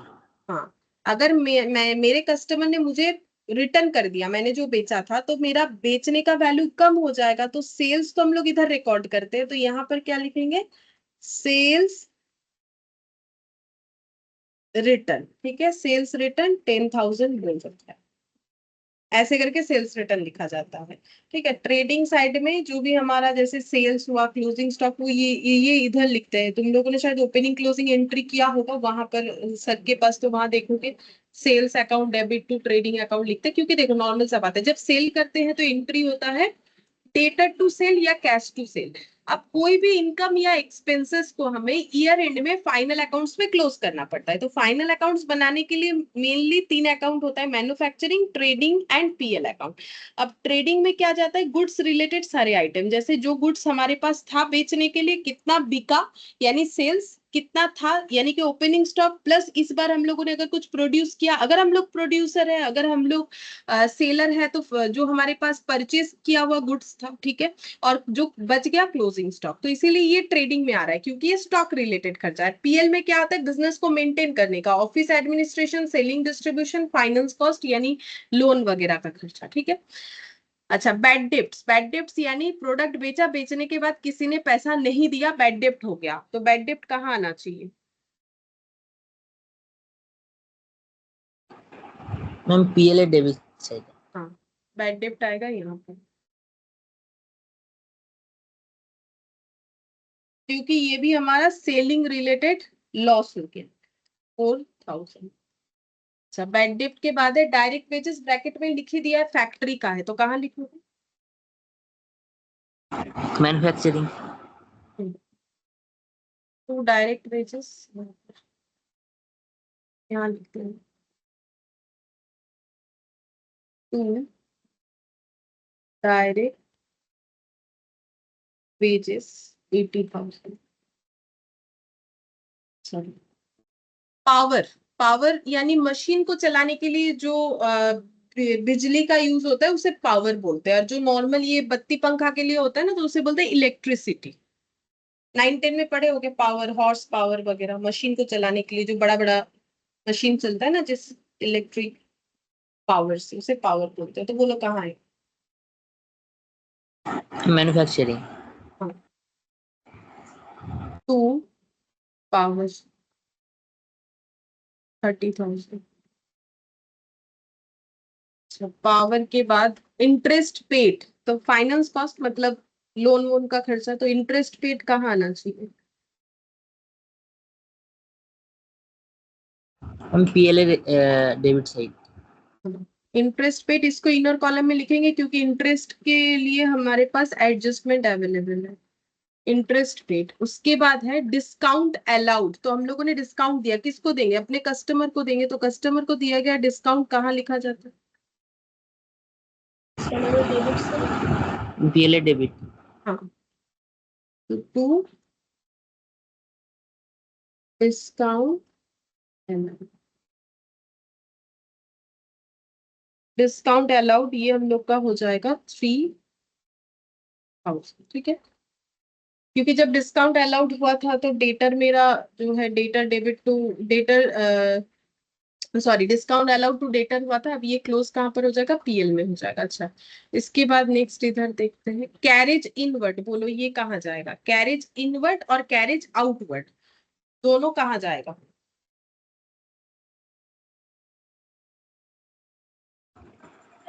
ম্যাম ম্যানুফ্যাকচারিং যাবে।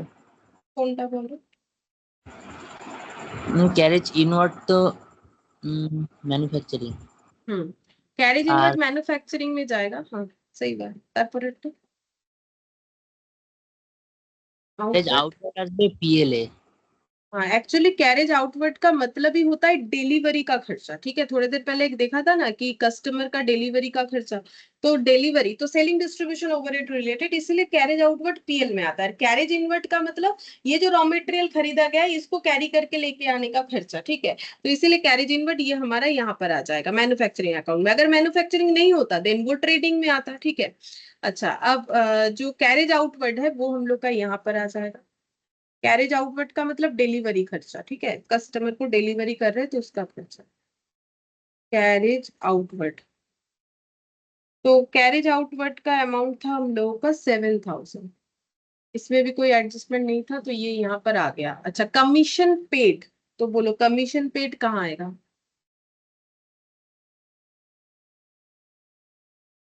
पीएल में आएगा।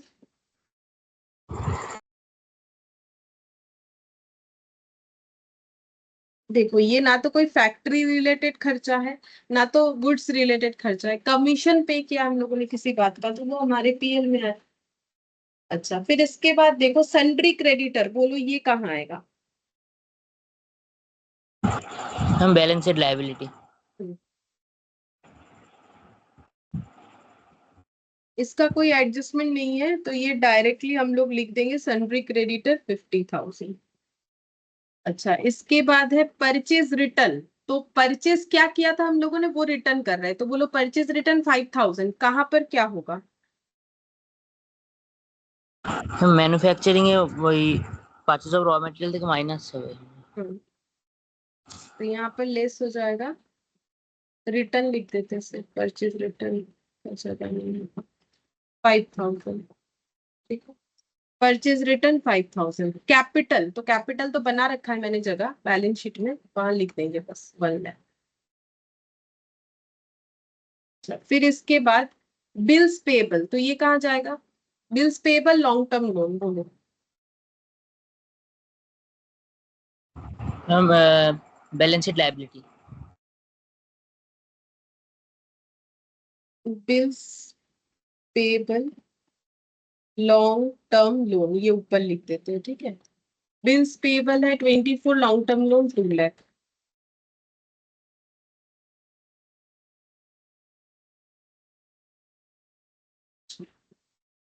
फिर provision for bad and doubtful डेब्ट 2,000। अब इसको बहुत से लोग जो है पीएल में बाई साइड में भी लिखते हैं, लिख सकते हो, कोई प्रॉब्लम नहीं है, लेकिन इसे जो है हम लोग अगर डेबिट साइड में ही एडजस्ट करके लिखे तो ज्यादा बेटर होता है। ठीक है, तो प्रोविजन फॉर डाउटफुल डेब्ट 2,000 चाहो तो इधर भी लिख सकते हैं। ठीक है, ये ट्रेडिंग पीएल में, तो हम यहाँ पर लिखेंगे to provision for bad and doubtful डेब्ट, डाउटफुल डेप्थ। ठीक है, इसमें न्यू और ओल्ड दोनों होगा, तो हमें देख लेना पड़ेगा न्यू कितना क्रिएट कर रहे हैं, ओल्ड पहले से कितना है। तो ऑलरेडी हम लोगों ने प्रोविजन क्रिएट कर रखा है 2,000 रुपीज का। ठीक है, करेंटली कितना क्रिएट करना पड़ेगा वो हम लोग देखेंगे। सेल्स 8,50,000, सेल्स कहाँ आएगा और बैंक ओवरड्राफ्ट है, बोलो दोनों आइटम कहाँ आएगा? सेल्स तो यहाँ जगह बना रखा है ऑलरेडी ट्रेडिंग में, क्योंकि बिकने का जो डेटा है वो तो ट्रेडिंग में ही लिखा जाता है। और ये जो बैंक ओवरड्राफ्ट है ये कहाँ आएगा? हम लायबिलिटी। लाइबिलिटी, बैलेंस शीट के लाइबिलिटी साइड में बीओडी आ जाएगा हम लोग का 15,000, नहीं 23,000। 23,000 trial balance complete. Stock of finished goods at the end of the year. Ma'am commission পেডটা ওটা ম্যানুফ্যাকচারিং এও তো যেতে পারতো। কেন যাবে মানে কি লজিকে যাবে বলো? মানে ওয়ার্কারসদেরকে কমিশন পেড না। দেখো ওয়ার্কারদেরকে কমিশন আমরা দিতে পারি, ঠিক কথাই বলেছো, সেটা কোনো ভুল কথা নয়, কিন্তু আমাকে যখন বলে দেয়নি কি এটা ওয়েজেস মানে ওয়ার্কার রিলেটেড কমিশন, তাহলে কমিশন কিন্তু নর্মালি যতক্ষণ না ওয়ার্কার, দেখো ওয়ার্কারকে আমি রাখলে আমি একটা জিনিস নিশ্চয়ই দেবো, সেটা হচ্ছে ওয়েজেস বা স্যালারি। এরপর আমি ওয়ার্কারকে বোনাসও দিতে পারি, আমি ইনসেনটিভ দিতে পারি, আমি কমিশন দিতে পারি, এগুলো কিন্তু অ্যাডিশনাল। তো যতক্ষণ না আমাকে বলে দিচ্ছে যে এই খরচাটা ওয়ার্কার রিলেটেড ততক্ষণ আমি ধরতে পারবো না। ঠিক আছে, যেটা ওয়ার্কারের, যেমন কমিশন নর্মালি কি হয় এক্ষেত্রে, কমিশন এখানে নর্মালি হচ্ছে যে আমরা এমন কোনো কাজ করি, ঠিক আছে, আছে যেটাতে আমরা কোনো কমিশন রিসিভ করছি বা কমিশন আমাদেরকে পে করতে হচ্ছে। কিন্তু এখানে ওয়ার্কারের তো দেখো তাহলে ওয়ার্কার রিলেটেড অন্যান্য খরচাও হতে পারে, কিন্তু আমাদেরকে কমিশনটা নর্মালি কিছু না বললে আমরা ওটাকে ওয়ার্কার রিলেটেড ধরবো না, ওটা আমরা ধরবো কি বিজনেসের আমরা এমন কিছু ইনডাইরেক্ট আরো কোনো বিজনেস করছি যেটাতে আমাকে কমিশন পে করতে হয়েছে। বা ধর আমি কিছু এটাও হতে পারে যে আমি কিছু পারচেজ করেছি তার জন্য আমাকে কমিশন দিতে হচ্ছে, বা যে কোনো অন্য রিজনে, বিজনেস রিজনে নয়। যদি বিজনেস রিজনে হতো তাহলে ট্রেডিং বা ম্যানুফ্যাকচারিং এ আসতো। এটা আমার ইনডাইরেক্ট বিজনেস রিজনে, যেরকম ধরো আমি শেয়ারে ইনভেস্ট করে রেখেছি কিন্তু আমার মেন কাজ তো পড়ানো, ঠিক আছে, পড়ানো থেকে যেটা আমার ইনকাম হয় ওটা আমার ডাইরেক্ট ইনকাম। এবার ধরো আমি শেয়ারে ইনভেস্ট করে রেখেছি সেখান থেকে ইনকাম করছি, এটা আমার ইনডাইরেক্ট ইনকাম। তাহলে ইনডাইরেক্ট ইনকামের ইনকাম বা ইনডাইরেক্ট এক্সপেন্সেস যা আছে সেগুলো সব আমাদের পিএল এ আসে। इनडायरेक्ट इनकम या इनडायरेक्ट एक्सपेंसेस जो भी होता है वो हमारे पीएल में आता है, लेकिन डायरेक्ट इनकम या डायरेक्ट एक्सपेंसेस वो हमारे ट्रेडिंग में आता है, ठीक है। और अगर मैन्युफैक्चरर है तो अब फैक्ट्री रिलेटेड खर्चा मैन्युफैक्चरिंग में आ जाएगा और जो गुड्स बन के रेडी होगा वो ट्रेडिंग में आ जाएगा। तो कमीशन पेड जो है नॉर्मली हम लोग डिस्काउंट अलाउड, कमीशन पेड, ये सारी चीज हमें जो है पीएल में लिखने पड़ेंगे। कमीशन पेड हम लोग मान लेंगे कि हमारे इनडायरेक्ट एक्सपेंसेस है, ये हमारा डायरेक्ट एक्सपेंसेस नहीं है। अगर कमीशन पेड मेरा डायरेक्ट होता ना तो मैन्युफैक्चरिंग अकाउंट नहीं होने फिर ट्रेडिंग में आता। लेकिन तुम लोग सोच के देखो, क्या अभी आज तक कभी भी ट्रेडिंग में लिखे हो? कमीशन पेड नहीं लिखे हो, ठीक है। अब जिन्होंने पहले कभी ट्रेडिंग नहीं किया है उनको ऐसा सोचने का ही जरूरत नहीं है। इतना सोचो कि कमीशन पेड जो है, क्योंकि मुझे नहीं बोला है कि मैंने वर्कर लोगों के लिए कमीशन का खर्चा किया है, तो हम इसका एजम्पशन ऐसे नहीं ले सकते हैं, क्योंकि वर्कर को देने का खर्चा सैलरी वेजेस, इसका एजम्पशन ऑब्वियसली ये वर्कर रिलेटेड है, चाहे सैलरी टू वर्कर मुझे बोले या ना बोले, वेजेस टू वर्कर मुझे बोले या ना बोले, बट कमीशन टू वर्कर जब तक मुझे नहीं बोलेगा उसका एजम्पशन हम लोग नहीं ले पाए, ठीक है।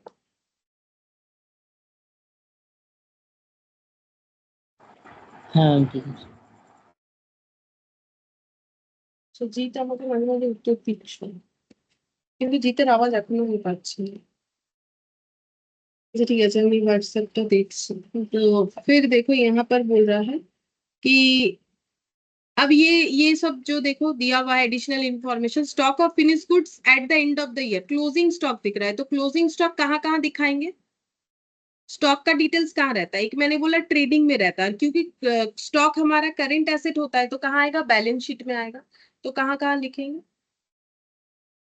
एक तो यहाँ पर लिखेंगे, बोलो। एक यहाँ पर लिखेंगे क्लोजिंग स्टॉक 1 लाख, और एक कहाँ लिखेंगे?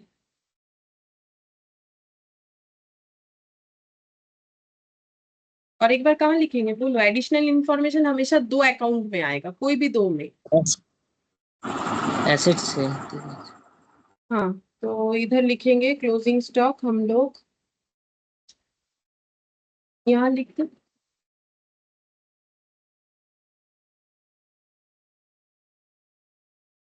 1 लाख, ठीक है। 2 जगह पे लिख दिया। प्रोविजन क्रिएट करना है doubtful debt 5% on debtor, debtor पे 5% प्रोविजन क्रिएट करना है, तो करो। ये डेटर है, लेस कर दो। PBDD provision for bad and doubtful debt, ठीक है, एट द रेट ऑफ 5%। तो 40,000 का 5% कितना हो जाएगा? 2,000, ठीक है। तो डेटर कितना बचा? 38,000। अब इसका एडजस्टमेंट 2 जगह पे होगा। तो देखो प्रोविजन क्रिएट करने का मतलब मैंने लास्ट क्लास में बोला था, बट सब कोई थे नहीं, कोई कोई चले गए थे, मुझे किसी से कोई आंसर मिला नहीं था। तो जो भी हो, तो 2,000 रुपए हम लोगों ने प्रोविजन क्रिएट किया। इसका मतलब ये होता है कि मुझे अगर मार्केट से 40,000 रिसीवेबल है, मुझे डाउट है कि मुझे 2,000 नहीं मिलेगा। अब ये गारंटी नहीं है कि सच में ही मुझे 2,000 नहीं मिलेगा, हो सकता है कि मेरा 2,000 से ज्यादा का लॉस हुआ या 2,000 से कम का, ये एस्टिमेटेड है, ठीक है। अब एस्टिमेट कैसे करते हैं? तो वो हैबिट हो जाता है, ठीक है। जो भी चीज का बिजनेस करता है ना, उसे आदत हो जाता है, उसे पता चल जाता है कि हाँ भाई मेरे बिजनेस में ना इतना मुझे प्रोविजन करके रखना चाहिए, हर साल मेरा इतना जो है लॉस हो जाता है, ये सोच के लोग प्रोविजन कर लेते हैं। तो ये 5% वगैरह ये एस्टिमेटेड होता है, जो कि बिजनेसमैन खुद कर लेता है, ठीक है, या फिर उसके अकाउंटेंट कर देते हैं, किसी ना किसी से करवा ही लेते हैं।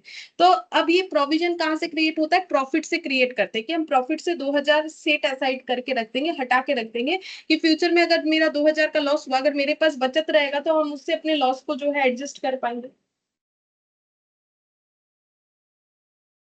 ठीक है। तो ये जो 2000 है ये हम लोग प्रॉफिट से लेंगे, ऐसा मैंने बोला। तो प्रॉफिट से लेने का मतलब प्रॉफिट कम हो जाएगा, तो पीएल जो है वो डेबिट हो जाएगा टू पीबीडीडी होगा।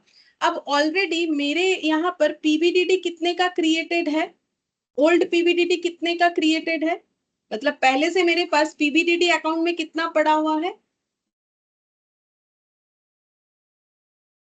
अरे ये तो 2000 2000, और मुझे इस बार भी क्रिएट करना है 2000, ठीक है। तो क्या मुझे इस बार प्रॉफिट से कुछ लेना पड़ेगा। अब ये समझ में इसीलिए नहीं आ रहा है क्योंकि लास्ट क्लास इतना बकबक किया बट तुम लोग चले गए थे, ये मैंने सिखाया था।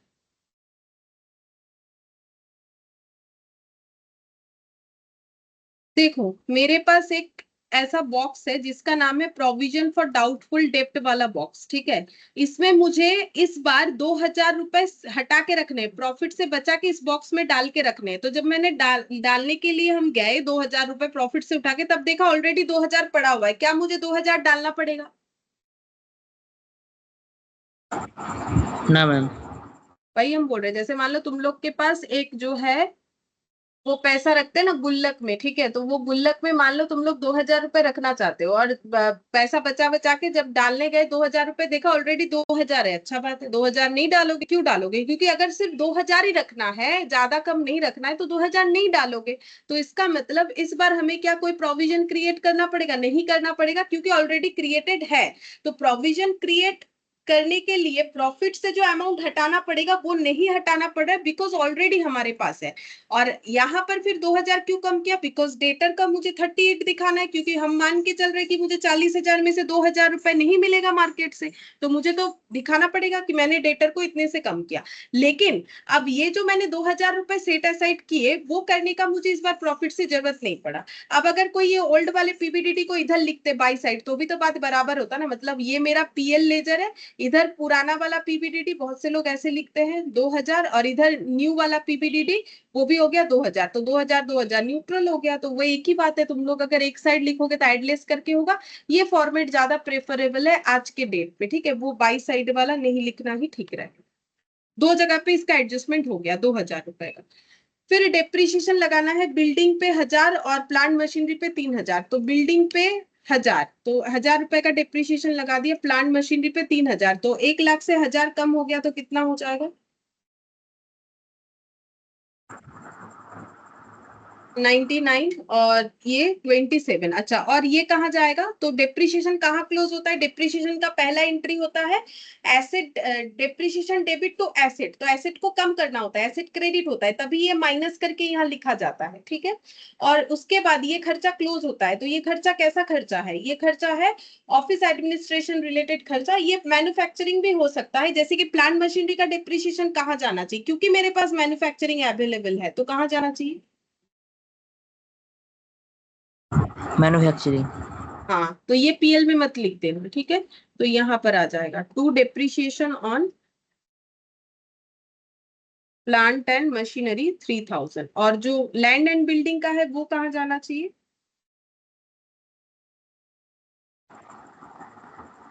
ওটাও আজ ল্যান্ড এন্ড বিল্ডিং, ওটাও এখানেই আসবে ম্যানুফ্যাকচারিং। बिल्डिंग। अब तुम लोग बोल सकते हो कि मैम ये फैक्ट्री में भी तो हम लोग दे सकते हैं, ये फैक्ट्री बिल्डिंग है, लेकिन फैक्ट्री बिल्डिंग हमें बोला नहीं है और लैंड एंड बिल्डिंग बोला है, तो ऑफिस बिल्डिंग भी तो हो सकता है। तो हमेशा याद रखो जब क्लैरिटी नहीं रहेगा तो पीएल में देना, ठीक है।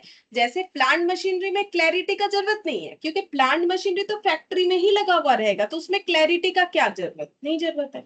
बट लैंड बिल्डिंग, अब ये ऑफिस बिल्डिंग है कि फैक्ट्री बिल्डिंग है नहीं पता, तो जब नहीं पता देन गो फॉर पीएल, ठीक है। तो बोलो कहाँ देना है, हम पीएल डेबिट है। Depreciation on land and building 1000। तो दो जगह पे आ गया। क्यों दो जगह पे आ रहा है, एंट्री ही सोचो ना, दो एंट्री, एक होता है डेप्रिसिएशन टू लैंड बिल्डिंग जिसके वजह से लैंड बिल्डिंग कम हुआ, कम होने का मतलब माइनस करना, डेप्रिसिएशन टू प्लांट मशीनरी, ठीक है। फिर उसके बाद वो क्लोज हो जाएगा, कहाँ क्लोज होगा, या तो ट्रेडिंग या तो पीएल या तो मैन्युफैक्चरिंग। तो एक मैन्युफैक्चरिंग में जाके क्लोज हो गया, एक जो है हमारे पीएल में जाके क्लोज हो गया। अच्छा, फिर बोला है accrued commission 12,500 is to be received for the year. हमें कमीशन मिलेगा 12,500 जो कि इस साल एक्रू हो गया है, अब मतलब इज टू बी रिसीव्ड, मतलब अभी तक रिसीव नहीं हुआ है, रिसीव्ड होने वाला है। अब होने वाला है हमें कैसे पता चला? क्योंकि हमारा ये कमीशन एक्रू हो चुका है। लेकिन ये कमीशन रिसीव्ड कहाँ दिखना चाहिए था? ट्रायल बैलेंस के क्रेडिट साइड में देख सकते हो। ऐसा कोई डेटा हमारे पास यहाँ पर क्रेडिट साइड में नहीं दिया हुआ है, मतलब इसका कोई एंट्री ही नहीं हुआ है। तो एक्रूड कमीशन जो रिसीव्ड है उसका अगर हम लोग अकाउंटिंग ट्रीटमेंट करें, पहला बात है ये मेरा इनकम है जो मुझे फ्यूचर में मिलने वाला है क्योंकि वो एक्रू हो चुका है। तो ये मुझे कहाँ लिखना चाहिए? ये इनकम मेरा कैसा इनकम है? कमीशन का इनकम। क्या ये मेरा गुड्स बेच के आ रहा है? ऑब्वियसली नहीं, ठीक है। तो फिर ये कहाँ जाना चाहिए? गुड्स बेच के जो आएगा वो तो सेल है, कहाँ आना चाहिए? तो पीएल। पीएल में। तो पीएल में पूरा ये इनकम लिख देंगे, क्योंकि हमारा पीएल जो है वो एक्रूअल बेसिस पे बनता है। एक्रूअल बेसिस का मतलब है कि अगर ड्यूरिंग द ईयर का इनकम या एक्सपेंसेस है वो लिखो, पैसा मिले या ना मिले, अभी मिले बाद में मिले कोई फर्क नहीं पड़ता, एक्रूड कमीशन। अब क्योंकि इसका एंट्री नहीं हुआ है तो इसका मतलब ये मेरा क्या हो जाएगा? क्योंकि इसका एंट्री नहीं हुआ है और ऊपर से एंट्री तो कर रहे हैं, अब दो जगह पे होगा, उसका रीजन भी सुनो। मेरा इनकम एक्रू हो गया है बट मुझे अभी तक नहीं मिला है, तो मेरा इनकम जो मुझे एक्रू हो चुका है बट अभी तक नहीं मिला है, तो वो मेरा क्या हो जाएगा? एसेट हो जाएगा, ठीक है। तो इसको हम लोग कहाँ लिखेंगे? एक्रूड कमीशन बोल के 12,500। देखो जब मैंने किसी का खर्चा जो है वो बाकी रखा है बट उसका सर्विस मुझे मिल चुका है, तो फिर हम लोग उसे बोलते हैं आउटस्टैंडिंग। कि मैंने मान लो मेरे एम्प्लॉय को जो है पूरा 1 मंथ काम करवा लिया बट मैंने 1 मंथ का उसे सैलरी अभी तक नहीं दिया है, फिर नेक्स्ट मंथ भी वो काम कर लिया, ठीक है। ऐसे करके मान लो उसने 12 मंथ काम कर लिया, मैंने अभी तक उसे 11 मंथ का ही सैलरी दिया है, लेकिन मुझे तो देना चाहिए 12 मंथ का क्योंकि उसने पूरा 12 मंथ काम किया। तो मेरे अकाउंटिंग में 12 मंथ का ही मुझे खर्चा दिखाना है, भले ही मैंने 11 मंथ तक का पेमेंट कर रखा है, 1 मंथ का ड्यू रखा है, तो वो मुझे खर्चा लेकिन पूरा 12 मंथ का ही दिखाना है। जो 1 मंथ का मैंने बाकी रखा है बट उससे सर्विस ले लिया था, उस 1 मंथ के मेरे खर्चे को मुझे लाइबिलिटी बोल के दिखाना चाहिए। वैसे ही कमीशन जो मेरा इनकम है वो मुझे रिसीव अभी तक नहीं हुआ है बट मेरा रिसीवेबल कंडीशन जनरेट हो चुका है, क्योंकि बोला है ना इज टू बी रिसीव। तो क्योंकि मेरा रिसीवेबल कंडीशन जनरेट हो चुका है बट मुझे अभी तक रिसीव नहीं हुआ है, तो इसीलिए ये मेरा एसेट है। फ्यूचर में आएगा मेरा इनकम तो मेरे लिए एसेट है, ऑब्वियसली करंट एसेट। और क्योंकि ये मेरा इनकम है तो मुझे यहाँ पीएल में दिखाना पड़ेगा। पीएल में क्यों दिखाए? क्योंकि ये मेरा इनडायरेक्ट इनकम है, ठीक है। तो ये हो गया। तो देखो जब कमीशन अगर मुझे डायरेक्टली मिल जाता तो हम क्या लिखते हैं? Bank to commission. इसका एंट्री क्या होता है? एक्रूड कमीशन का एंट्री क्या होता है? Accrued commission account debit to commission होता है, ठीक है। Accrued commission account debit to commission, अगर एंट्री पता है तो समझ जाओगे चीज। एक्रूड कमीशन टू कमीशन, ठीक है। इसमें कमीशन इनकम है और ये एसेट है, और जब ये ट्रांसफर होगा पीएल में तो एंट्री क्या हो जाएगा? Commission account debit to PL. तो इसीलिए देखो पीएल में हो गया है मेरा बाय एक्रूड कमीशन बोल के, ठीक है। इसीलिए इस तरीके से एंट्री होगा। Commission accrued commission account debit वो मेरा एसेट हो जाएगा टू कमीशन, फिर हो जाएगा PL to commission accrued commission, ठीक है। PL to accrued commission, PL to accrued, sorry accrued commission to PL होगा, इनकम है ना, एक्रूड कमीशन टू पीएल। तभी तो हम लोग लिखेंगे पीएल में बाय एक्रूड कमीशन, ठीक है। अच्छा अब देखो नेक्स्ट,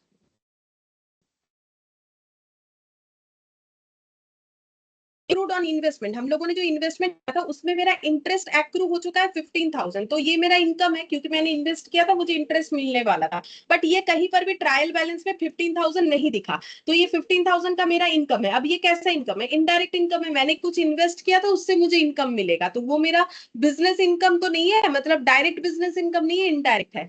तो हम इसको यहाँ पर लिखेंगे एक्रूड इंटरेस्ट बोल के 15,000, ठीक है। तो एक्रूड इंटरेस्ट हो गया। अब ये एक्रूड इंटरेस्ट मेरा क्या हो जाएगा? करेंट एसेट हो जाएगा। जैसे किसी का पैसा बाकी रखना लाइबिलिटी है, वैसे मेरा पैसा कोई बाकी रख रहा है, मुझे मिलना चाहिए, तो फिर वो मेरा एसेट है। एक्रूड इंटरेस्ट 15,000, ठीक है। अच्छा फिर इसके बाद नेक्स्ट देखते हैं सैलरी आउटस्टैंडिंग 2,000। तो सैलरी हम लोगों ने बाकी रखा, ठीक है, 2,000 रुपए। तो मेरा खर्चा 2,000 रुपए यहाँ कम दिख रहा होगा, तो मुझे यहाँ पर क्या करना पड़ेगा? ऐड, क्योंकि ये चीज वहां पर एडेड नहीं है। कैसे पता चला? अगर होता तो वो ट्रायल बैलेंस में ही दिखता। ट्रायल बैलेंस में सिर्फ उतना ही दिख रहा है जितना हम लोगों ने पे किया है। 2000 हम लोगों ने पे नहीं किया है, बट हमारे इसी साल का खर्चा है। तो एक्चुअली हमारे सैलरी का खर्चा है 22,000 रुपए। अब क्योंकि मैंने लोगों का पैसा बाकी रखा तो वो मेरे लिए लाइबिलिटी, किसी का पैसा बाकी रखना लाइबिलिटी होता है। तो आउटस्टैंडिंग सैलरी ये हो जाएगा मेरा 2000 यहाँ पर। अच्छा, इसके बाद प्रीपेड इंटरेस्ट। तो हम लोगों ने इंटरेस्ट जो है वो पे किया है पहले, मतलब मेरा इंटरेस्ट पे करने का भी टाइम नहीं आया, फिर भी मैंने कर दिया, ठीक है। तो प्रीपेड इंटरेस्ट, तो प्रीपेड इंटरेस्ट मेरा क्या हो जाएगा? एसेट हो जाएगा, ठीक है। जैसे मान लो तुम लोगों ने मुझे जो फीस दिया है, अभी तक तुम लोगों को पूरा जो है सर्विस तो नहीं मिला है ना, नहीं मिला है, तो तुम लोगों ने क्या किया? प्रीपेड कर दिया है, ठीक है। तो प्रीपेड कर दिया है तो तुम लोग के लिए एसेट है, मेरे लिए लाइबिलिटी है। तो अभी यहाँ पर क्या है? Prepaid interest. तो पहले से ही मेरा इंटरेस्ट का टाइम आया नहीं है, मैंने पहले ही 1500 रुपए दे दिए हैं। तो प्रीपेड इंटरेस्ट मेरे लिए क्या हो जाएगा? एसेट, ठीक है। तो पहला बात है कि ये एसेट में लिखेंगे, प्रीपेड इंटरेस्ट मेरा एसेट होता है।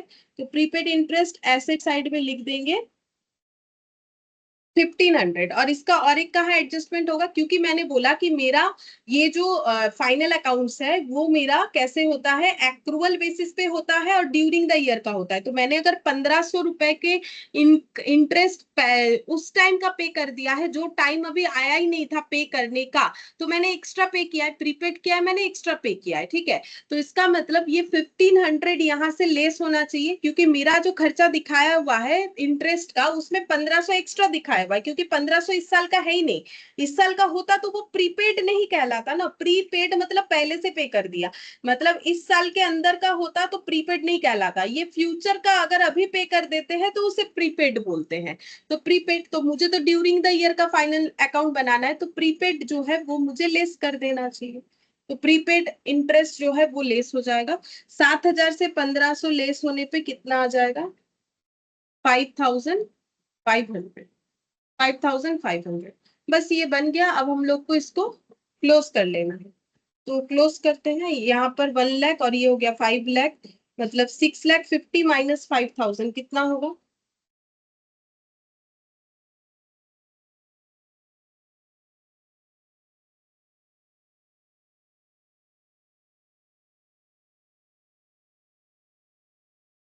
$6,45,000 plus 80,000 plus 15 plus 30। Ma'am 8 lakh আছে 8 लाख, 8,000, 8,000 ठीक है। तो इधर क्या लिखेंगे? By cost of goods manufactured, by trading cost of goods manufactured.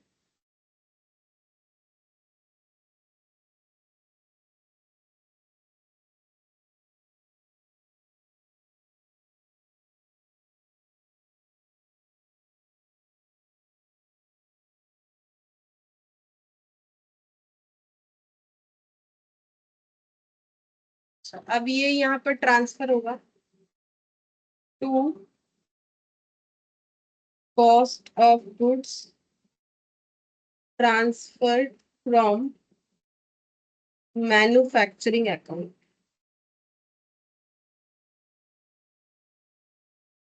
$8,08,000।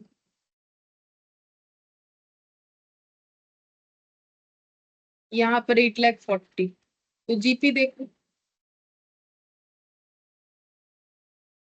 9,40,000।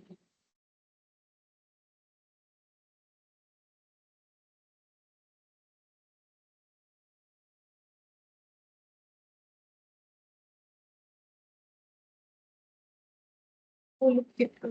57 57,000 ठीक है, बाई जीपी इधर ट्रांसफर हो जाएगा। देखो यहाँ पर जो निकल के आया उसको बोलते हैं ग्रॉस प्रॉफिट। ये पहले दिन ही बोला था कि ट्रेडिंग अकाउंट से हमें जीपी मिलता है। अब जीपी को हम लोग यहाँ ब्रॉट डाउन करेंगे, क्यों? क्योंकि बाकी जो भी इनकम है, देखो ये मेरा डायरेक्ट इनकम, डायरेक्ट इनकम से प्रॉफिट, ये इनडायरेक्ट इनकम से जो भी मेरे पास आया, अब ये सब टोटल करने से मेरे पास आ जाता है टोटल इनकम। तो इधर 57, 12,500 और 15,000 मिला के कितना आ जाए? 15, ये हो गया 27,500। तो 84,500 84,500। 84,500 ये मेरा टोटल इनकम है। अब ये सारे इनकम से मुझे ये सब खर्चे पे करने पड़ेंगे। पे करने से जो अगर कुछ बचेगा तो उसे बोलते हैं नेट प्रॉफिट। देख लो क्या बचता है।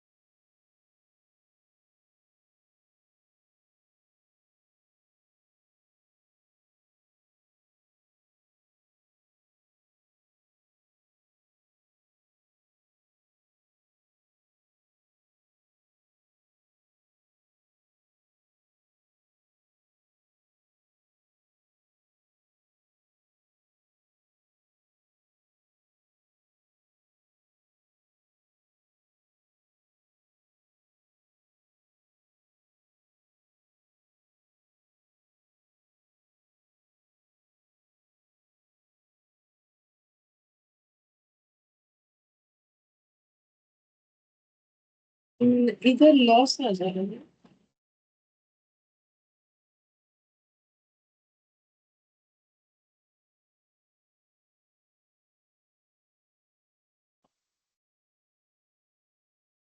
कितना आना?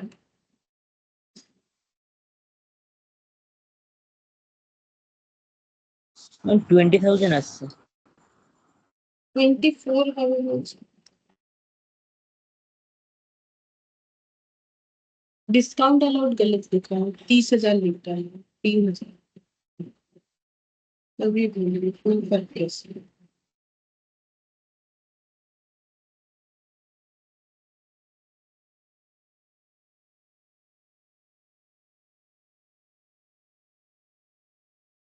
फिफ्टी नाइन और ये 60,500 आ रहा है टोटल इधर, माइनस 84,500, 24,000। ठीक है, 24,000 आ रहा है नेट प्रॉफिट। अब नेट प्रॉफिट कैपिटल के साथ ऐड होगा और ड्राइंग्स की वजह से कम हो जाएगा, तो 24 और 20 का नेट करने से 4,000, मतलब 1,04,000। ठीक है, फिर ये सब ऐड होगा, 1,04,000 प्लस 2,50,000।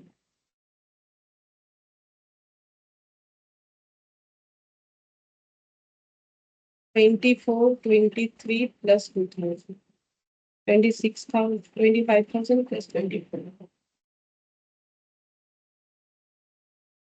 4,03,000। इधर देखते हैं, 99, 27, 15, 25, 99, 27, 15, 25, तो ये हो गया 1,66,000 plus 130 plus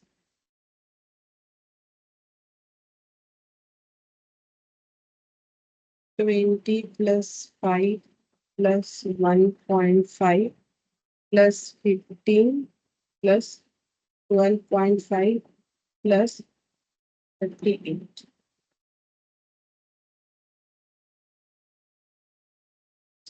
99, 27,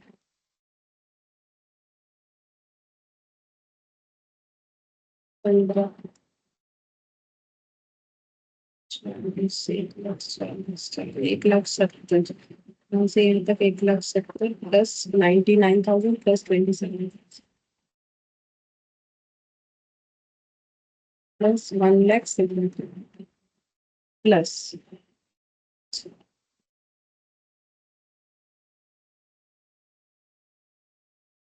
38,000, 12,500 plus 15,000 plus 1,500 plus 25,000, 3,88,000। क्या नहीं लिखा? माइनस करके देखते हैं कितने का बैलेंस गैप आ रहा है। 15,000 का गैप आ रहा है। 15,000 क्या छूट गया मुझसे? ओह, कोई बिल्स रिसीवेबल था, वो मैंने नहीं लिखा। कहाँ है भाई बिल्स रिसीवेबल? बिल्स रिसीवेबल कहाँ था, मुझे दिखा नहीं। बिल्स रिसीवेबल डेटेस्टर উপরে पूरे बिल्स रिसीवेबल 15,000 वो लिखा ही नहीं, इस वजह से क्या कहा है। यहाँ लिखूंगा बिल्स रिसीवेबल 15,000, उसी की वजह से हो रहा था, वो छूट गया था तो अब हो गया 4,03,000। ठीक है, तो ये बन गया। और 2-3 एमसीक्यू है वो कर लेते हैं तो हो जाएगा। तो ट्रू फॉल्स है पहले एमसीक्यू के। अच्छा, बोल रहा है कि byproduct valued at cost और NRV value whichever is lower. तो बोल रहा है बाई प्रोडक्ट को हमें वैल्यू करना चाहिए कॉस्ट या एनआरवी। एनआरवी का मतलब होता है net realisable value whichever is lower.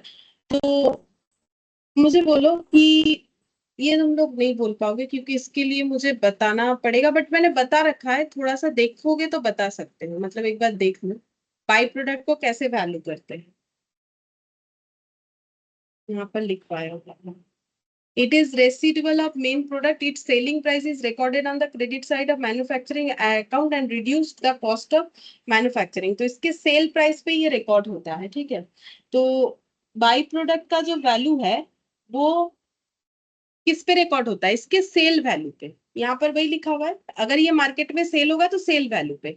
तो फिर हमें यहाँ पर कंपेयर करने का तो कोई जरूरत नहीं, कॉस्ट और एनआरवी। एनआरवी का मतलब रियलाइजेबल वैल्यू का मतलब सेल वैल्यू होता है, एनआरवी का मतलब होता है net realisable, net sale value. अब नेट सेल वैल्यू का मतलब क्या होता है, जैसे मान लो मैंने कोई चीज 10 रुपए में बेचा, बट उसको बिकवाने के लिए मैंने 1 रुपए का एडवर्टाइजमेंट का खर्चा किया, तो मेरा नेट सेल वैल्यू 9 रुपीज हो गया, इसको एनआरवी बोलते हैं। बट यहाँ पर हमें कंपेयर करने का जरूरत नहीं, क्योंकि बाई प्रोडक्ट को सिंपल हम लोग किस में रिकॉर्ड करते हैं, उसके बेचे गए वैल्यू पे, यानी कॉस्ट सेल वैल्यू पे।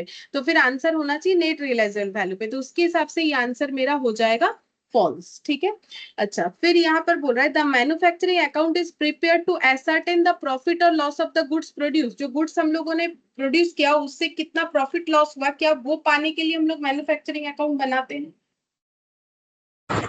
हाँ फॉल्स হবে फॉल्स होगा। না ठीक है, কস্ট হবে हाँ हम लोग इसको क्यों बनाते हैं, ताकि हमें ये पता चले जो हम लोगों ने बनाया गुड्स उसका कॉस्ट कितना पड़ा।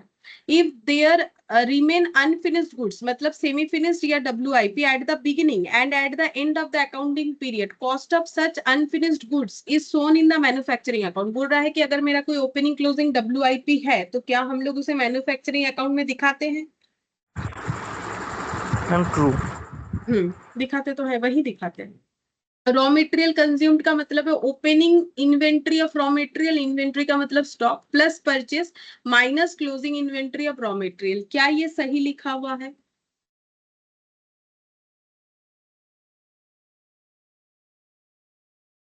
अब तुम लोग फॉर्मूले के साथ कंपेयर मत करना, कंसेप्ट समझो। बोलो क्या आंसर होगा। मेरा तो ट्रू ट्रू হবে মনে हाँ ये ट्रू है। अब मैंने रिटर्न लिखवाया, यहाँ रिटर्न नहीं है तो नहीं लिखा है, बट ओवरऑल तो ट्रू ही है ना, कि मेरे पास ओपनिंग में जितना था मैंने जितना खरीदा और बाकी जो बच गया वही मेरा जो है कंज्यूम्ड होता है। अब उसमें हम कैरेज इनवर्ड ऐड करेंगे, रिटर्न लेस करेंगे, वो सब तो हो ही सकता है, नहीं भी हो सकता है, लेकिन मेन बात तो यही है जो लिखा हुआ है, तो true. The trading account will show the quantities of finish goods raw material and WIP. बोल रहा है ट्रेडिंग अकाउंट में हम लोग फिनिश गुड्स का क्वांटिटी दिखाते हैं, रॉ मटेरियल का दिखाते हैं, डब्ल्यूआईपी का दिखाते हैं। बोलो এটা ফলস হবে ये फॉल्स है। देखो हम लोग फिनिश गुड्स का क्वांटिटी दिखाते हैं, ये बात सही है, बट ये पीछे के वजह से हमारा ये फॉल्स हो गया। ओवर इट मतलब जो इनडायरेक्ट खर्चा is defined as total cost of direct material, direct wages and direct expense. Over it का मतलब होता है total of direct material, direct wages, direct expense. Over it का मतलब क्या होता है ये मैंने लिखवाया हुआ है। ওভারহেড তো ইনডিরেক্ট মেটেরিয়াল इनडायरेक्ट होता है, तो इसका मतलब ये तो अगर फॉल्स इनडायरेक्ट इनडायरेक्ट इनडायरेक्ट लिखा हुआ रहता तो ट्रू होता, तो ये फॉल्स हो जाएगा। और बाकी एक चीज बता देते, सारे डायरेक्ट खर्चे का एक नाम होता है, जैसे सभी इनडायरेक्ट को ओवरहेड बोलते हैं, उसको बोलते हैं प्राइम कॉस्ट। ठीक है, हर तरीके के डायरेक्ट खर्चे को ऐड करके जो आता है उसे ओवरहेड नहीं प्राइम कॉस्ट बोला है। 7th number, manufacturing account is prepared by an enterprise engaged in trading activity. जो ट्रेडिंग करते हैं क्या वो मैन्युफैक्चरिंग अकाउंट फॉल्स बनाते हैं? फॉल्स। ठीक है, अच्छा 7 तक हो गया। अब हम लोग यहाँ पर आ जाते हैं एमसीक्यू में। बोला है कि understatement of closing WIP is in the period will understated. अच्छा ये बताना पड़ेगा मुझे। देखो बोल रहा है कि अगर क्लोजिंग WIP किसी पीरियड में हमारा कम है तो उस पीरियड में हमारा क्या होगा, understated cost of goods manufactured in that period. उस पीरियड में जो कॉस्ट ऑफ गुड्स मैन्युफैक्चर्ड होगा वो कम दिखेगा, करेंट एसेट ज्यादा दिखेगा, understated net income in that period none of the three. मतलब इन तीनों में से कोई भी सही नहीं बोल रहा है। तो देखो हम समझाते कि एग्जाम्पल से, जैसे मान लो हम क्लोजिंग WIP लिखो या क्लोजिंग स्टॉक लिखो, बात तो एक ही है, फिर भी चलो हम क्लोजिंग WIP लिख देते हैं। मान लो मेरा क्लोजिंग WIP किसी वजह से 100 है मान लो, और इधर मेरा जो भी डेटा है वो मान लो है 190 है, ठीक है। तो मेरा यहाँ पर यहाँ 120 है, ठीक है। तो फिर मेरा ट्रेडिंग अकाउंट में जो कॉस्ट ऑफ गुड्स मैन्युफैक्चर्ड होगा वो कितना हो जाएगा, 20 हो जाएगा, ठीक है।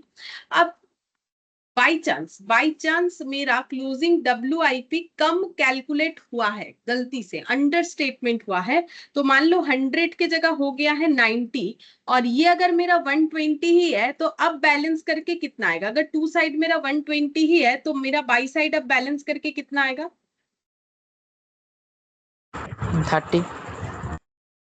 30 आ जाएगा, ठीक है, 30 आ गया। अच्छा अब इसमें मेरा कॉस्ट ऑफ गुड्स मैन्युफैक्चर्ड क्या हुआ यहाँ पर वो देखो। अच्छा अब प्रॉफिट का भी एक बता रखा है, वो भी मुझे देखना पड़ेगा। तो अगर हम लोग ये गुड्स को बेचेंगे, ये 20 रुपीज का गुड्स को बेचेंगे, इधर बेचेंगे तब 30 रुपीज के गुड्स को बेचेंगे। मतलब ट्रेडिंग में ये 20 ट्रांसफर होगा, इधर देखे तो 30 ट्रांसफर होगा। फिर मुझे क्या करना पड़ेगा, मुझे प्रॉफिट भी चेक करना पड़ेगा। एक काम करते हैं, देखो हमें यहाँ पर क्या क्या ऑप्शन दिया है। देखो understated cost of goods manufactured in that period, उस पीरियड में cost of goods manufactured understated हो जाएगा। पहले ये समझो ये सही है कि नहीं। तो मेरा कॉस्ट ऑफ गुड्स मैन्युफैक्चर्ड 20 हुआ, अगर बाई चांस मेरा ये 100 गलती से 90 लिख दिया तो क्या कॉस्ट ऑफ गुड्स मैन्युफैक्चर्ड मेरा अंडरस्टेटेड यानी कम होना चाहिए, क्या कम हुआ या ज्यादा हो गया, पहले ये बोलो। মানে বুঝতে পারলে না, এদিকে ধরো 120 আছে, এদিকে 100 আছে, তাহলে 20 আসছে। এদিকে 120 হি রাখবো, আর এটা 100টা ভুল করে 90 হয়ে গেছে, তাহলে এটা 30 আসছে। তাহলে এটা কি, এটা তো কস্ট অফ গুডস मैन्युफैक्चर्ड, এই 20টা এখানে আর এই 30টা। तो मेरा क्वेश्चन ये है कि क्या मेरा क्लोजिंग WIP गलती से अगर कम लिख देते हैं तो क्या उसमें कॉस्ट ऑफ गुड्स मैन्युफैक्चर्ड का वैल्यू मेरा कम हो जाता है, अंडरस्टेटेड ना मैम बेसी हो जाए, बेसी हो रहा है, तो इसका मतलब ये आंसर नहीं होगा, ठीक है। फिर बोला है कि करंट एसेट जो है वो मेरा ज्यादा दिखेगा, ठीक है। तो करंट एसेट मेरा जो है वो ज्यादा दिखेगा। तो देखो करंट एसेट अगर देखे तो ये मेरा क्लोजिंग WIP तो मेरा करंट एसेट है। तो मेरा अगर करंट एसेट बैलेंस शीट में हम लोग लिख सकते हैं ना क्लोजिंग WIP, तो अगर 100 की जगह 90 लिखा है तो ओवर स्टेटेड कैसे होगा, अंडरस्टेटेड होगा ना, बोलो। अगर ये तो मेरा बाद में बैलेंस शीट में भी जाएगा ना क्लोजिंग WIP, तो ये क्लोजिंग WIP को अगर मैंने गलती से कम लिखा है तो अंडरस्टेटेड करंट एसेट होना चाहिए, ओवर स्टेटेड करंट एसेट क्या होगा। এটা তো আমার কারেন্ট অ্যাসেট, এটা ফিউচারে মানে এটা এরপরে যদি আমি ব্যালেন্স শিট বানাই তাহলে ক্লোজিং WIP বলে ব্যালেন্স শিটে 100 লিখতে পারি, আর একটাতে আমার হবে 90। তো আমি তো ভুল করে 90 লিখেছি, তাহলে আমি যদি ভুল করে 90 লিখেছি তাহলে কি আমার কারেন্ট অ্যাসেটটা ওভারস্টেটেড হচ্ছে এই ভুলটা করার জন্য, নাকি আন্ডারস্টেটেড হচ্ছে 100 জায়গায় 90 লিখলে। हाँ अंडरस्टेटेड होच्छे। तो फिर ये वाला भी नहीं होगा ना, वही बोल रहा है। फिर बोल रहा है नेट इनकम कम हो जाएगा उस पीरियड का। अब इस चीज को समझो, नेट इनकम कम ज्यादा का बात हम बोल रहे हैं। ये एक बार हटाते हैं, नेट इनकम का बात समझो। जैसे मेरा वो ट्रेडिंग में ट्रांसफर होगा, तो एक मेरा 90 आया था और एक मेरा कितना आया था, एक 90 आया था और एक मेरा कॉस्ट ऑफ गुड्स मैन्युफैक्चर कितना आया था। एक तरफ मैंने लिखा था 120 और 100, तो एक तरफ मेरा 20 आया था और एक तरफ मेरा कितना आया था 120, और उधर लिखा था मैंने 90, तो एक मेरा 30 आया था। तो ये मान लो मेरा ट्रेडिंग अकाउंट है, ठीक है। अब मान लो हम ये गुड्स को, ये मेरा क्या हो गया, ये फिनिश गुड्स जो मेरा ट्रांसफर होके आया मेरे पास, ठीक है, और ये मेरा जो है सही होने पे होता, ये गलत होने पे हुआ है। अब हम मान लो इसे बेच रहे हैं 40 रुपीज में, ठीक है। तो मुझे पता है कि हम इसे 40 रुपीज में बेचेंगे, तो अगर मेरा 20 का चीज 40 में बिका तो मेरा प्रॉफिट 20, और अगर मेरा 40 का चीज 30 का चीज 40 में बिका तो मेरा 10 का प्रॉफिट। अब ये तो मेरे से गलती के वजह से 30 आया, सही तो मेरा 20 होना चाहिए था। तो मेरा प्रॉफिट में क्या इंपैक्ट आया, गलत अंडरस्टेटेड ऑफ क्लोजिंग WIP होने पे मेरे प्रॉफिट में क्या इंपैक्ट आया, प्रॉफिट मेरा क्या हो गया, हम डिक्रीज हो গেছে। हाँ, तो फिर आंसर क्या होगा हम आंसर एक है ठीक। हाँ। Understate net income in that period, ठीक है। तो इस तरीके से समझना पड़ेगा। अच्छा, अब नेक्स्ट देखते हैं, बोल रहा है sales is equal to, sale कैसे निकालते हैं, cost of goods sold minus gross profit, cost of goods sold plus gross profit minus COGS, net profit plus COGS। बोलो सेल्स कैसे निकालो,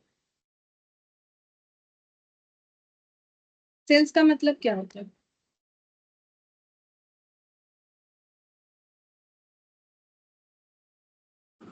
सेल्स COGS प्लस GP হবে। हाँ, तो ऑप्शन बी होगा, सही है। Indirect manufacturing expenses are also called manufacturing overhead, production overhead, works overhead, और नीचे दिया होगा ऑल ऑफ द अबव होना चाहिए, ऑल ऑफ द थ्री। तो हाँ, ये हम बता देते हैं। देखो, जो मेरा मैन्युफैक्चरिंग ओवरहेड है उसी को प्रोडक्शन ओवरहेड भी बोलते हैं, उसी को वर्क्स ओवरहेड भी बोलते हैं। तुम लोग अगर चाहो तो मैंने जहां पर तुम लोग को नोट्स लिखवाया है ना, indirect manufacturing expenses all factory expenses या ओवरहेड, तो फैक्ट्री के सारे एक्सपेंसेस या ओवरहेड को इसको फैक्ट्री ओवरहेड भी बोलते हैं। और एक नाम भी जान लो, फैक्ट्री ओवरहेड। जो फैक्ट्री ओवरहेड है वही मैन्युफैक्चरिंग है, वही प्रोडक्शन है, क्योंकि सब एक ही बात हो गया ना, फैक्ट्री मैन्युफैक्चरिंग प्रोडक्शन, और उसी को वर्क्स ओवरहेड भी बोलते हैं। तो answer all of the three. तो ये नाम नहीं पता होगा तो कैसे बताओगे, इसलिए मैंने बता दिया। And fourth number, sales value of the by product is credited to, तो सेल्स वैल्यू जो है बाई प्रोडक्ट का वो कौन से अकाउंट में क्रेडिट होता है, manufacturing, capital, overhead, trading. Manufacturing. Manufacturing. Fifth number में बोला है manufacturing account shows, manufacturing account हमें क्या दिखाता है, total cost of manufacturing the finished product, it provides detail of factory cost, it facilitates reconciliation of financial book with cost record, all of the three. एक option के अलावा बाकी सब समझ में आना चाहिए, तो उसके हिसाब से क्या आंसर होना चाहिए, बोलो ए सही है कि नहीं। বাট দিয়ে হ্যাঁ এ আর বি তো হবে মানে ডি অপশন হবে, এবার সিটা ম্যাম বুঝতে পারছি না। बुझते पारलें। हाँ, बात सही है, यही होना चाहिए था, क्योंकि इसके बारे में तो मैंने कुछ बोला नहीं है। तो देखो, reconciliation of financial books with cost record का मतलब होता है, जैसे कुछ दिन पहले हम लोगों ने बैंक रिकंसिलिएशन स्टेटमेंट पढ़ा था, जहां पर हम लोगों ने दो बुक्स रिकंसाइल किया था, कैश बुक के बैंक कॉलम के साथ बैंक का जो है हमारा पासबुक, ठीक है। तो यहाँ पे क्या होता है, कॉस्ट अकाउंट, जिनके यहाँ मैन्युफैक्चरिंग अकाउंट बनता है, मतलब जो लोग मैन्युफैक्चरर है उनका दो बुक्स बनता है, मतलब उनका कॉस्ट अकाउंटिंग भी फॉलो होता है, उनके वहां फाइनेंशियल अकाउंट भी फॉलो होता है, ठीक है। तो इसीलिए देखो, कॉस्ट वाले जो रिकॉर्ड करते हैं, फाइनेंस वाले भी रिकॉर्ड करते हैं, लेकिन दोनों के रिकॉर्ड में डिफरेंसेस आ जाता है। क्यों? क्योंकि वही वही सेम डिफरेंस, जैसे कि हम एक एग्जांपल देते हैं, जैसे फाइनेंस बुक्स जो होता है, फाइनेंशियल बुक्स, उसमें जैसे देखो हम लोगों ने मान लो डिविडेंड पे किया, डिविडेंड रिकॉर्ड करते हैं, हम लोगों ने रेंट पे किया, रेंट रिकॉर्ड करते हैं, हम लोगों ने मान लो जो है कुछ इन्वेस्टमेंट से इनकम किया, वो हम लोग रिकॉर्ड करते हैं, ठीक है, हम लोगों ने टैक्स पे किया, वो रिकॉर्ड कर लेते हैं। लेकिन कॉस्ट बुक में जो रिकॉर्ड होता है ना, कॉस्ट वाले को क्या बोला जाता है कि तुम सिर्फ क्या रिकॉर्ड करोगे, आप लोग सिर्फ रिकॉर्ड करो गुड्स को मैन्युफैक्चर करने से शुरू से लेके गुड्स को मैन्युफैक्चर करने तक का खर्चा आप लोग सिर्फ रिकॉर्ड करो। तो वो लोग ये सारे खर्चे तो रिकॉर्ड नहीं करेंगे, तो इसीलिए इनके प्रॉफिट के साथ इनके प्रॉफिट में डिफरेंसेस दिखता है, ठीक है। तो बहुत सारा रीजन, जैसे मैंने एक ये रीजन दिया, तो अलग अलग रीजन, जैसे कॉस्ट वाले रिकॉर्ड करते कितना मटेरियल कंज्यूम्ड हुआ, लेकिन फाइनेंस वाले रिकॉर्ड करते कितना मटेरियल परचेज हुआ, ठीक है।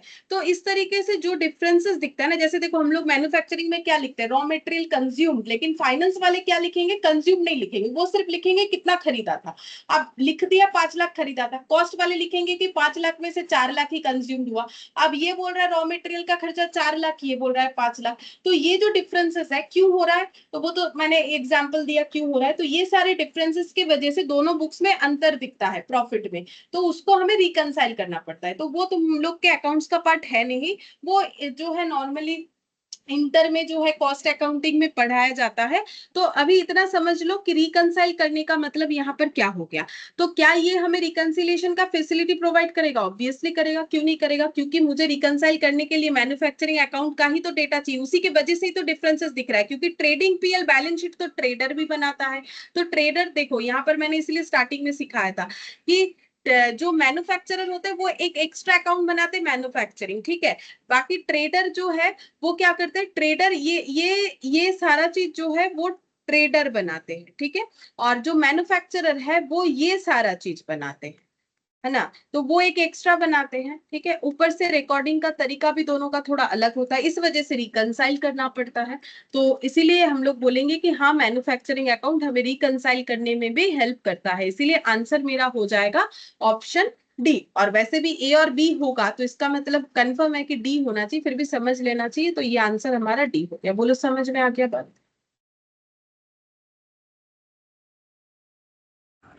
हाँ मैम। ठीक है चलो आज के लिए इतना ही।